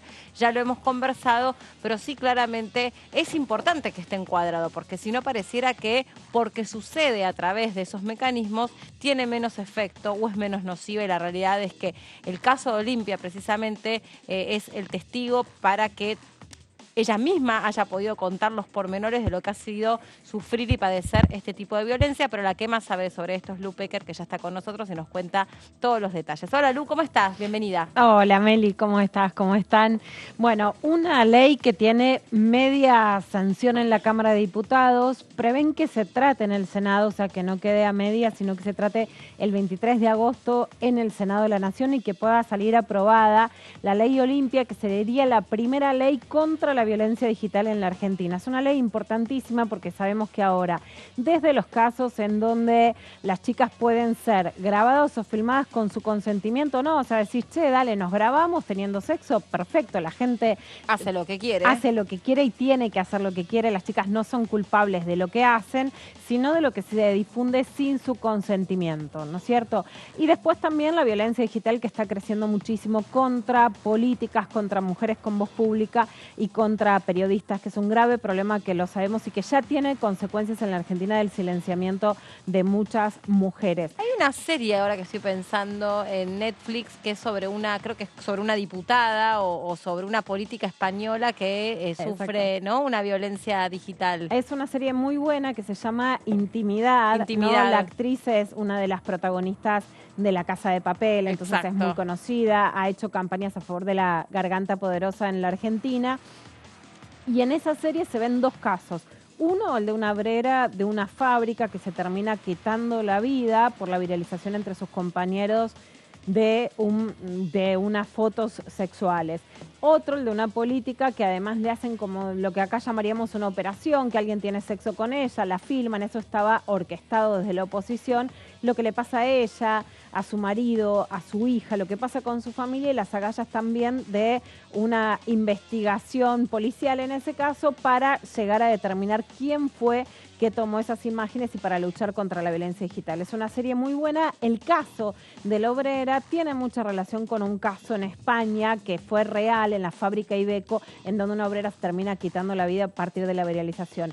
Y en la Argentina sí es importante decir que está, por un lado, la Ley Olimpia, que tiene media sanción, va hacia ser aprobada, ahora vamos a contar de qué se trata, pero la incorpora a la ley para erradicar la violencia contra las mujeres en todos los ámbitos de su vida. O sea, hasta ahora está la violencia física, la violencia sexual, la violencia psicológica, la violencia económica, la violencia mediática, se incorporó a la violencia política y ahora quedaría incorporada la violencia digital. La parte penal no está en esta ley, sino en otra ley que se llama Ley Belén, vamos a contarlo después, que es a raíz también de una mujer policía que se quita la vida en Bragado, Belén San Román. Su papá Néstor San Román vino el año pasado a dar un testimonio desgarrador, ¿no? Pobrecita. Desgarrador, sobre la viralización de estos videos de un hombre que estaba preso y que la extorsionaba. Ella con 2 hijos se termina quitando la vida. Entonces, por un lado estaría avanzar en la Ley Olimpia y por el otro lado también en la Ley Belén, que todavía no tiene ni dictamen en comisión, pero que tendrían que estar las dos para que esté todo cubierto. Acá estamos viendo la foto de Olimpia, que vino a la Argentina, también la pude entrevistar, es muy impresionante su historia. Sí, yo también hablé con ella, sí. Y la verdad es que es impactante, Meli. Y lo que sabe esa chica, o sea, es, bueno, digamos, y qué coraje y qué importante fue para mí, no sé si tu mirada, el rol que cumplió su familia, su entorno, porque cuando tu entorno te contiene y te acepta tal cual sos en todas tus formas y con esta cuestión de haberse ventilado cosas de tu vida privada, como es tu sexualidad, a ella le cambió la vida, porque ella ella intentó quitarse la vida. Exactamente, vos sabés, Meli, que hoy estaba repasando la entrevista que le hice y a mí siempre lo que más me impresionó, que acá la vemos, ella se intenta quitar la vida, tenía un novio consciente de tener imágenes sexuales, la gente le dice, pero si vos te lo buscaste, ¿no? Como la pollerita corta en relación a las redes, se empieza a difundir y su hermano llega a la casa diciendo, sí, es cierto, ¿no? Además le ponen un hashtag súper ofensivo. La gordibuena de una localidad de la localidad México. de México donde vivía, ¿no? La gordibuena, es un horror. Y todo el mundo comentando y viralizando y reproduciendo sus imágenes. Sus imágenes. Y ella dice, bueno, a mí lo vieron en la escuela, dejé de ir a la escuela. Lo vieron en el trabajo, dejé de ir al trabajo. Lo vieron en la calle, dejé de salir a la calle. Cuando llega mi familia, yo dije, ahora me contaba Olimpia, seguramente a vos también, ahora mi mamá me echa de casa. La mamá que ella me contaba ni terminó la preparatoria, o sea, el secundario, ¿no? Con muy poca educación formal, pero mucha más educación real. le dice, Olimpia, vos ¿por qué vas a tener vergüenza de algo que hiciste y que lo hace todo el mundo? Lo hace tu hermano, lo hace tu papá, lo hace el policía. Y lo hago yo, le dice. ¿Por qué vos tendrías que tener vergüenza? ¿No? Entonces lo determinante de esa madre me conmueve muchísimo. Dice, vos tenés que luchar por tu intimidad sexual. Intimidad es el título de esta serie de Netflix que estábamos recomendando Meli. Y a partir de ahí Olimpia se convierte en una luchadora. En México hay una ley, la ley de México prevé condenas de 8 años de prisión para quien difunda imágenes. La ley de Argentina, recordamos entonces, porque queda desdoblado, ¿no? Por un lado la incorporación de la violencia digital a la ley 24685, por otro lado queda pendiente la materia penal en otra ley. Pero realmente el caso de Olimpia es muy importante. La que la invita Olimpia Argentina y es la titular de la Comisión de Mujeres es la diputada Mónica Macha. Si querés, Meli, escuchamos un poquito de su testimonio durante el debate en la Cámara de Diputados. Cuando hablamos de violencia digital, estamos hablando de todos aquellos actos agravados y perpetuados a través de nuevas tecnologías de la información y de la comunicación. Espacios digitalizados en donde desgraciadamente se dañan la privacidad, la intimidad, la seguridad y la vida digna de las personas que habitamos estos espacios. La violencia digital se puede manifestar de diferentes maneras, desde el daño a la intervención de tus comunicaciones hasta la difusión no consentida de material íntimo. De todas las violencias digitales, una de las que más afectan a mujeres y niñas es la violencia sexual en Internet. Hay miles de mercados de explotación sexual en línea donde se difunden y se compilan fotografías y videos de mujeres de diferentes edades sin su consentimiento. Hablamos de violencia sexual en Internet como una modalidad de violencia digital cuando una persona es violada en su intimidad sexual. Y esto, como escuchamos también en otras exposiciones, trae consecuencias en la salud mental de las personas y aparece toda una sintomatología vinculada a los ataques de pánico, ansiedad, aislamiento, porque este tipo de violencia va a contaminar toda la vida de las personas, especialmente digo cuando hablamos de mujeres y de niñeces, pero haciendo hincapié en las mujeres, en el ámbito estudiantil, laboral, comunitario, en la familia. Entonces genera estas instancias de padecimiento mental que tienen impacto en la vida social, que además pueden llevar a depresiones, suicidios, intentos de suicidio. Y en esta línea contarles un poco sobre Olimpia. ¿Por qué estamos hablando de ley Olimpia? Olimpia Coral Melo Cruz, una hermana mexicana que fue víctima de la difusión no consentida de un video sexual viralizado que alcanzó a todas las personas que ella conocía en diferentes ámbitos de su vida. Y que cuando quiso ir a denunciar o cuando fue a denunciar se encontró con que esto que le estaba sucediendo no era delito. Bueno, esto era lo que decía Mónica Macha. En estos días después de la aprobación, porque tal vez nos enteramos más del ruido mediático que de a qué viene Chachi Tedesco, por ejemplo, que si recuerdan fue difundido un video sexual, ¿no?, en donde se mostró su intimidad, y ella en estos días hizo un repudio de lo que ahora se habla, pero antes no se hablaba y era tomado como natural o como un chiste, mostrar imágenes de la intimidad de las mujeres. No, y que en ese momento, digamos, era algo tan horroroso que le costó su trabajo y le costó la carrera a esa chica. Exactamente, porque además estaba ligada al público infanto-juvenil y entonces la castigada era la mujer y no quien difundía esas imágenes sexuales. Algo que si sigue pasando, por supuesto que está mal que pase. Vemos la votación en la Cámara de Diputados. Se va a votar en general y en particular el dictamen de las comisiones recaído en el proyecto de ley por el cual se modifica la ley 26485 de protección integral a las mujeres sobre violencia digital con las modificaciones introducidas por la comisión. Orden del día número 714. Sírvanse marcar su voto. Tiempo. Se cierra la votación. Por secretaría se dará lectura del resultado de la votación. 191 votos afirmativos, 2 negativos, 1 abstención. Resulta afirmativa, se comunicará al Honorable Senado. Bueno, por supuesto que genera emoción porque quienes gritan son en general víctimas de violencia digital que han difundido parte de su vida, de su cuerpo. Algo que contaba también Olimpia es que muchas veces terminan en páginas porno sin el consentimiento estas imágenes sexuales, ¿no? Una votación por unanimidad, ahora vamos a contar un poquito casi por unanimidad, pero la Cámara de Diputados aprobó la ley Olimpia el 5 de julio. Está previsto que el 23 de agosto se trate en el Senado, o sea, podría convertirse en ley Olimpia y no quedar justamente a la deriva, digamos, en un año tan emblemático y tan complicado en lo político. El proyecto es de la diputada Mónica Macha, que acabamos de escuchar del Frente de Todos. El dictamen fue consensuado por el oficialismo y la oposición en las comisiones de Mujeres y Diversidades y de Comunicaciones en Informática, un trabajo que sigue pudiendo ser transversal, y ahora vemos que lo escuchábamos en el video sobre la votación, quiénes fueron los dos votos negativos, la abstención y los ausentes, ¿no? La ley fue aprobada por amplia mayoría con 191 votos a favor, 2 en contra de Javier Milei y de Victoria Villarroel de La Libertad Avanza, y una abstención de Carlos Zapata,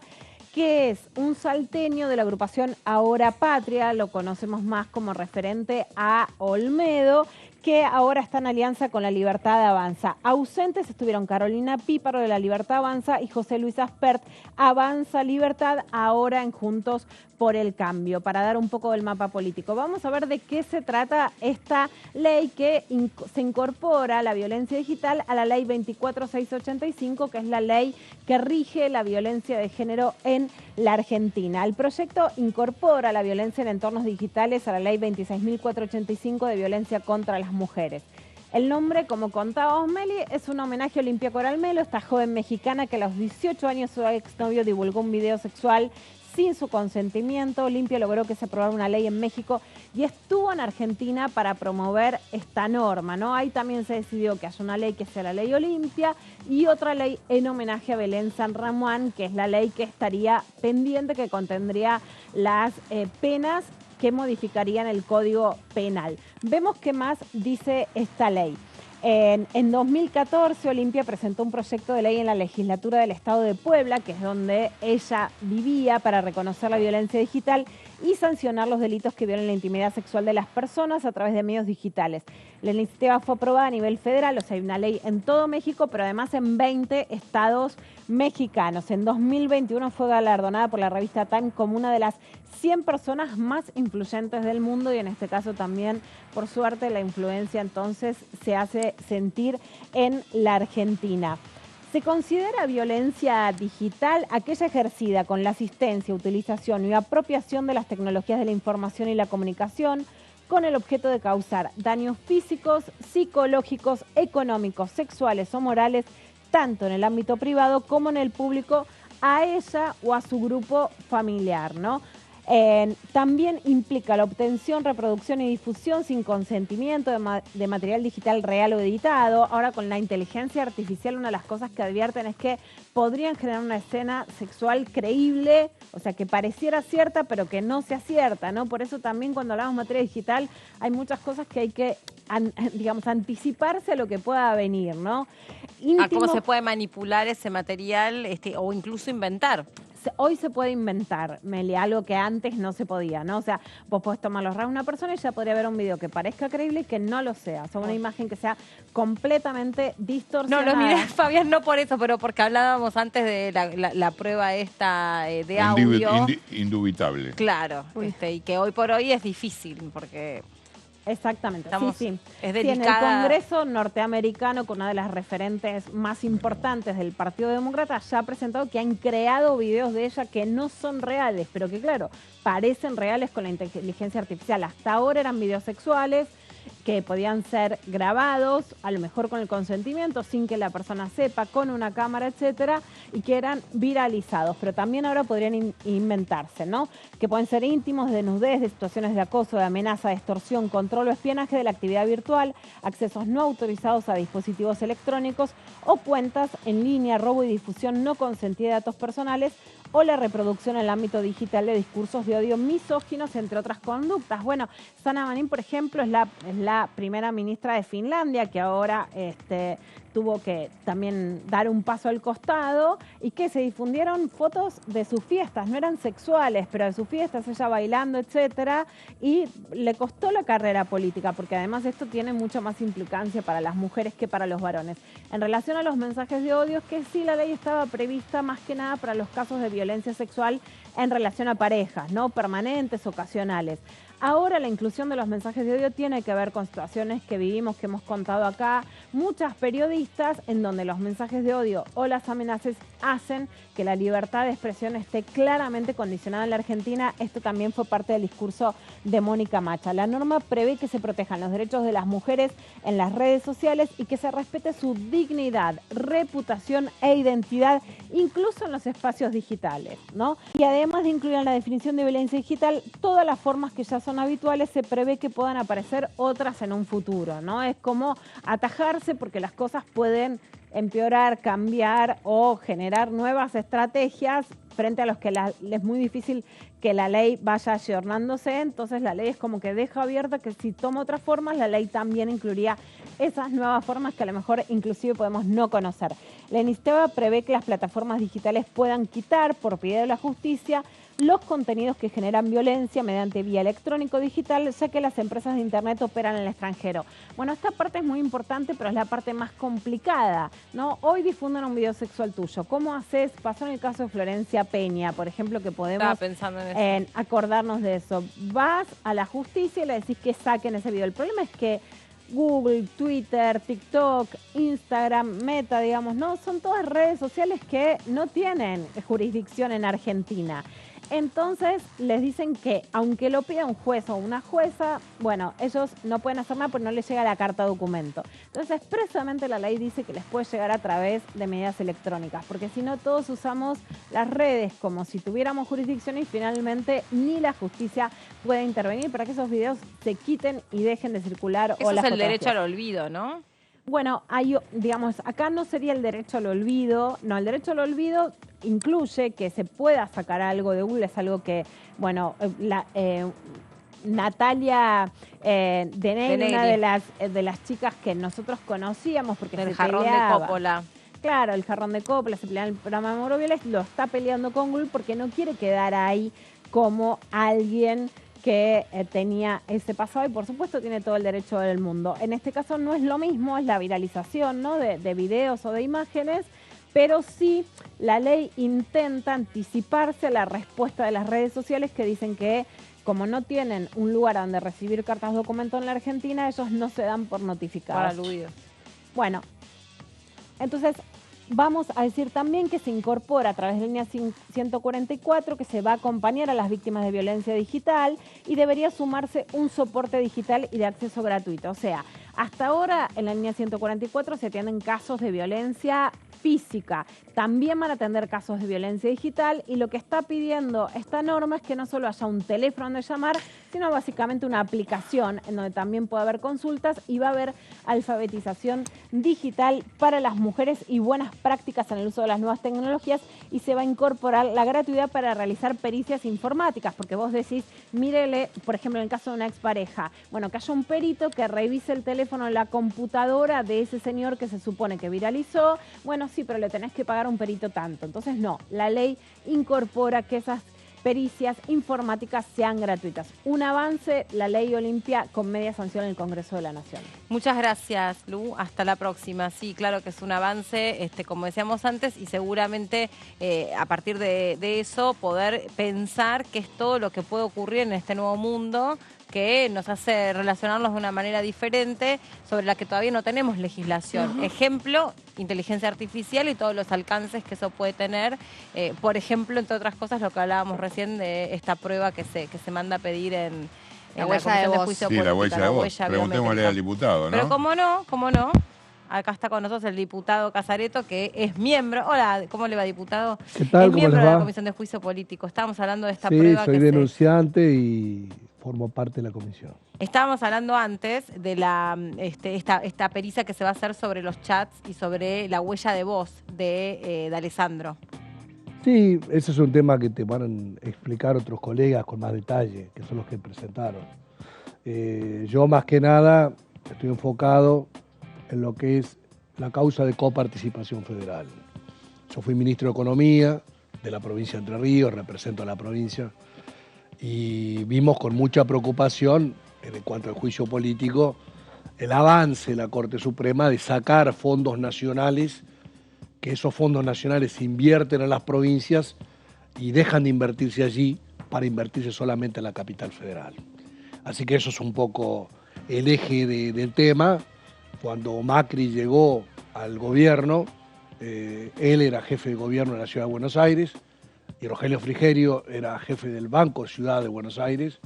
Asumieron y firmaron un decreto los dos, manoteando la plata de la Argentina y dándola al distrito del cual venían, lo cual es algo totalmente inaceptable.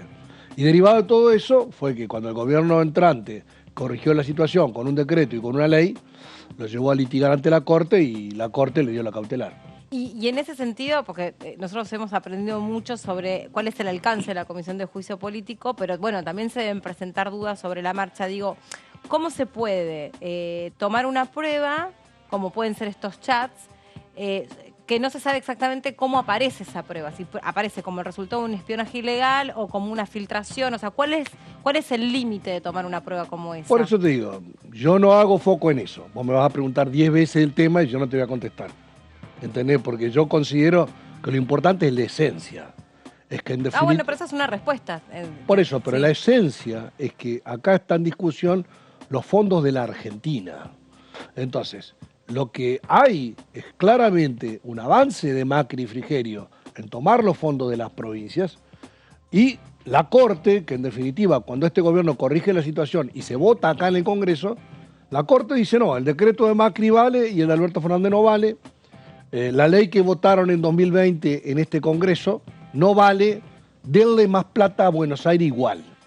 Después, de la manera como resolvieron el tema, si se reunieron, si chatearon, si fueron al lado escondido, cómo lo hicieron, hay otros colegas que están en el tema. Pero en definitiva, ahí lo que se está mostrando es una connivencia entre ese grupo político, Macri, Frigerio, Larreta y su ministro D'Alessandro y demás, con la Corte Suprema para convalidar esa irregularidad que fue haber manoteado la plata de los argentinos. Entonces, cuando vos requerís que la nación invierta en políticas de empleo, de vivienda, en obras públicas en la Argentina, resulta que la plata no está porque ellos se la llevan para la Ciudad de Buenos Aires. Pero te hago una pregunta.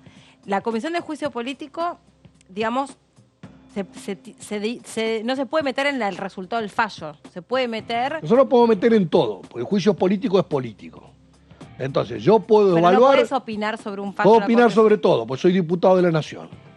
No, bueno, pero ¿me entendés a lo ¿Cómo que... no voy a opinar? No, yo voy a opinar acerca del procedimiento, acerca del fondo, acerca del fallo, yo opino de todo. Pero espera, la pregunta es si opinás... ¿Por qué tendría que opinar un dirigente político como Rosati o como Maqueda, que son dirigentes políticos en la Corte Suprema, sobre todos los temas y nosotros no podemos opinar acerca del bueno, lo que te estoy preguntando... Ellos están opinando acerca de una ley que votó el Congreso. Y están diciendo que la ley que votó el Congreso no se aplique. Espera. Lo que te estoy preguntando es otra cosa. Por ahí no me expresé bien. Lo que te estoy preguntando... Yo opino de todo. No caigo en eso de que, los fallos no se comentan. Yo comento los fallos. Yo comento las leyes, pero hay un límite sobre el accionar de la Comisión de Juicio Político. El juicio político es juicio político. No, pero no hay alguien en la penal. Comisión de Juicio Político que se está queriendo matar. Porque, Marcelo, acá la duda es la discusión en torno a cómo avanzar para... lo que se busca es comprobar que hubo mal desempeño en las funciones de los jueces de la Corte Suprema.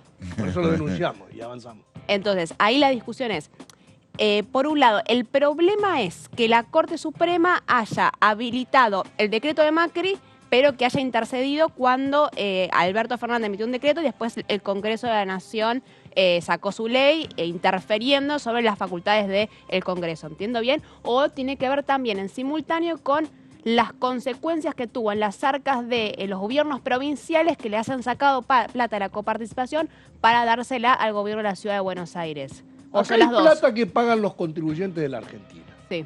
Y pacíficamente hay una ley que indica cómo se distribuye. Entonces, eso es la ley de coparticipación con las sucesivas reformas. Después hay una manda constitucional que dice, si se transfiere un servicio, se transfiere con los recursos para financiar el servicio. Entonces, en ese momento, Macri decidió pasar la policía a la Ciudad de Buenos Aires, la tiene que transferir con los recursos. Los recursos son cuántos policías pasan, cuánto cobran los policías, cuál es el armamento, los patrulleros, y eso es lo que le tienen que dar. No, ellos decidieron que no, que ellos le iban a dar un porcentaje de la coparticipación. O sea que si los argentinos pagan más impuestos a las ganancias, ellos llevan más plata. Bueno, pero los policías son los mismos. Pero a ver, espera, para entender. O sea, no hay un porcentaje. Pero Marcelo, para, lo que hay un monto. Pero espera un minuto, lo que se observa, lo que yo quiero entender es técnico, lo que se observa en la Comisión de Juicio Político. Después lo personal, en una entrevista, uno por supuesto es un ciudadano y además de ser un ciudadano, sos un diputado nacional y haces todo lo que está a tu alcance dentro de lo que es un proceso democrático. Obvio, yo también puedo opinar, vos opinás, todos opinamos, para eso estamos acá. La pregunta es, técnicamente, la Comisión de Juicio Político, ¿qué es lo que tiene que tratar de vincular respecto a la cuestión de la coparticipación? Yo lo entiendo, la cuestión que vos me estás explicando, ya la entendí. Lo que está vinculado es que la ciudad de Buenos Aires, el distrito más rico de la Argentina, con sus dirigentes políticos manotea la plata que le corresponde a los argentinos. En forma ilegal. Pero no me estás contestando lo que te estoy preguntando. Te lo estoy preguntando, Ah. te lo estoy contestando. Lo que pasa es que no te estoy diciendo lo que vos querés No, escuchar. a ver, Bueno, voy a esto. tampoco. Mira, Marcelo, a ver si... No, pero a no me ver. grites tampoco. Te estoy haciendo no. una pregunta con A todo ver. respeto. Si no me la querés responder, no No, me la pero yo te preguntas, lo- que te la hagan las preguntas No, mis pero- compañeros. pero Listo. yo te lo estoy diciendo con corrección. No, pero yo también te estoy preguntando con mucho Sí, respeto y pero no vos te querés estoy que yo te gritando. conteste Nada que ver. La verdad lo que que nada vos que ver. querés. Yo lo que te La estoy verdad que diciendo estoy es tratando de entender. la plata de los argentinos. No, la verdad que no estoy queriendo que me contestes lo que yo quiero. Te estoy tratando de La entender. plata de los argentinos. Bueno, listo. Entonces, la plata de los argentinos la distribuye el Congreso, no la Corte Suprema. Bueno. La Corte Suprema no puede sacar un fallo y decir, sí, la ley dice tal cosa, pero dale más igual, porque yo lo dispongo. No es así. Sean los jueces Rosati, Rosenkrantz, Maqueda, Lorenzetti, el que fuera. Lo que pasa que lo que me parece que apuntaba Meli, Marcelo, es que efectivamente el detonante del juicio político es cuando Alberto Fernández esa mañana dice vamos a enviar en función de los chats que salieron a la luz el pedido de juicio político a la Corte Suprema. Entonces, está claro lo que vos decís, que desde el punto de vista político se comprende, se entiende que fue una definición política de Macri la que llevó adelante el aumento de la coparticipación de una forma arbitraria, sin definir, como dijo el otro día 10, cuánto efectivamente era el dinero que necesitaban. Ahora, en la mesa, en el tablero de lo que es el juicio, están presentes los chats efectivamente, y también, de alguna manera, cómo se puede avanzar sobre lo que efectivamente los jueces han definido. Si esos fallos pueden ser judicializados aquí en la comisión o no. Una cosa es el mal desempeño, que podemos coincidir o no, y otra cosa es hacer un juicio penal. De eso que la Por comisión eso, no pero puede... a ver si nos entendemos. Nosotros estamos acá en el juicio político. El juicio político se hace en el Congreso y lo hacemos los diputados. Entonces, cuando a mí me agarran abogado y me dicen el inciso, la cláusula, a mí no me importa nada de lo que dicen. O sea, a mí lo que me interesa es una evaluación política del accionar de la Corte Suprema en relación a los fondos de los argentinos.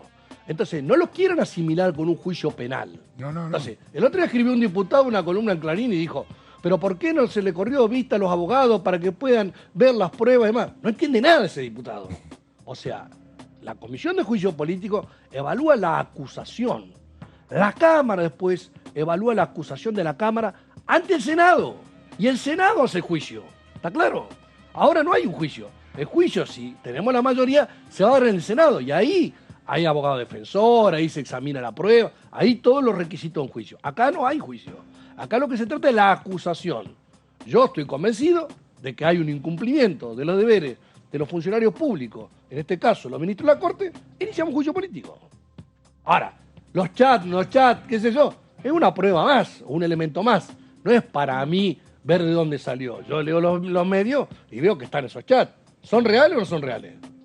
Los chats, sí, si son efectivamente No sé los que el origen, interactúan. pero ¿son reales o no? ¿Quién era el ministro que estaba en los chats? Dale, Sandro. ¿Está en funciones? No. Ahora no. ¿Y por qué no está? Se pidió licencia. Ah, primero licencia y después renunció. ¿Y por qué? No era todo legal, todo correcto, todo wonderful, tropical. Marcelo, No era nada, era todo irregular. Era toda una truchada, porque entre ellos acuerdan el contenido de los fallos. ¿Para qué? No es para sostener los valores de la República, ¿eh? Esto es para manotearse la plata y para llevarse la plata. Entonces, yo ya lo viví acá, con De la Rúa jefe de gobierno, y nos vendieron de presidente para invertir toda la ciudad de Buenos Aires. Macri, jefe de gobierno, presidente para manotearse toda la plata a la capital. Y ahora nos quieren meter a Larreta, de vuelta, jefe de gobierno, para pretender llegar a la presidencia y manotearse la plata a la capital. Yo soy de Entre Ríos, yo soy argentino. O sea, yo no creo que eso sea un país federal. Y por supuesto, este caso, esta causa de juicio político, para mí es la más importante. Imagínate. Porque es la que motivó además todo el proceso. Por supuesto. Si vos vas a la calle y le preguntás, yo hablo fuerte, pero no es que te hablo fuerte, hablo fuerte siempre. El Consejo de la Magistratura, pregúntenle en la calle, ¿qué hace? No saben ni las funciones que tiene. La obra social del Poder Judicial. Y bueno, te van a contestar los empleados del Poder Judicial. El 2x1, bueno, está bien. Gente que está vinculada con los derechos humanos lo va a considerar. Ahora, cuando hablamos de la coparticipación federal, hablamos de los fondos de todos los argentinos. ¿Y qué servicio va a tener el jujeño, el rionegrino, el mendocino, el correntino? Y si de la plata que la nación tiene para invertir en la Argentina, Macri y Frigerio y Larreta se la manotean para la capital, esa plata no está. Eso nos interesa a todos. Y lo entendemos todos. Marcelo, Después hay tecnicismo de abogado. Yo no soy abogado, soy contador. Pero si quieren nos podemos hablar. te quiero hacer, antes de que termine el programa, una pequeña pregunta, hablando de federalismo. Se inauguró el gasoducto de Néstor Kirchner, pero se está tratando ahora el debate del proyecto de GNL. Si nos puedes comentar un poco brevemente cómo se vinculan ambas cuestiones y a qué apunta el proyecto de GNL, cómo es el debate parlamentario que se está dando, si habrá posibilidad de aprobarlo este año, antes de que, bueno, el recambio del 10 de diciembre. Pero el desafío es en... Espérate, porque después me retan a mí. En Pero un minuto. Pero hablo fuerte yo, Bueno. Del gas también, pero no porque también fuerte vos, hablo así. Te escucho, dale. No, en un minuto. En un porque minuto, no, que no fue, después no, no me retan a bueno, mí. sintéticamente, la Argentina siempre ha tenido riqueza. Por ejemplo, se han detectado yacimientos de gas en la década del 20 que no se han podido explorar, ¿no? Entonces, ahora con Vaca Muerta hay un desarrollo y hay petróleo y hay gas no convencional. Tenés que generar la conexión para traerlo a los centros de consumo, ¿no? Entonces, este gasoducto que se inauguró ayer es clave para sumar a la ecuación energética argentina, para la industria, para la familia. En el caso del otro proyecto de GNL, significa que como hay tanto gas para 150 años de consumo argentino, tenemos la posibilidad de transformarlo en gas licuado. Entonces, pero no tiene que ser ese gasoducto que ya se ocupa con el consumo interno. Se va a hacer otro gasoducto de Vaca Muerta hacia Bahía Blanca y ahí se va a hacer una planta de licuefacción, que es para licuarlo y hacerlo líquido. El gas en estado normal, hacerlo líquido. Y a partir de ahí exportarlo en barco. Lo que antes veías que entraban los barcos de GNL, ahora van a salir los barcos de GNL.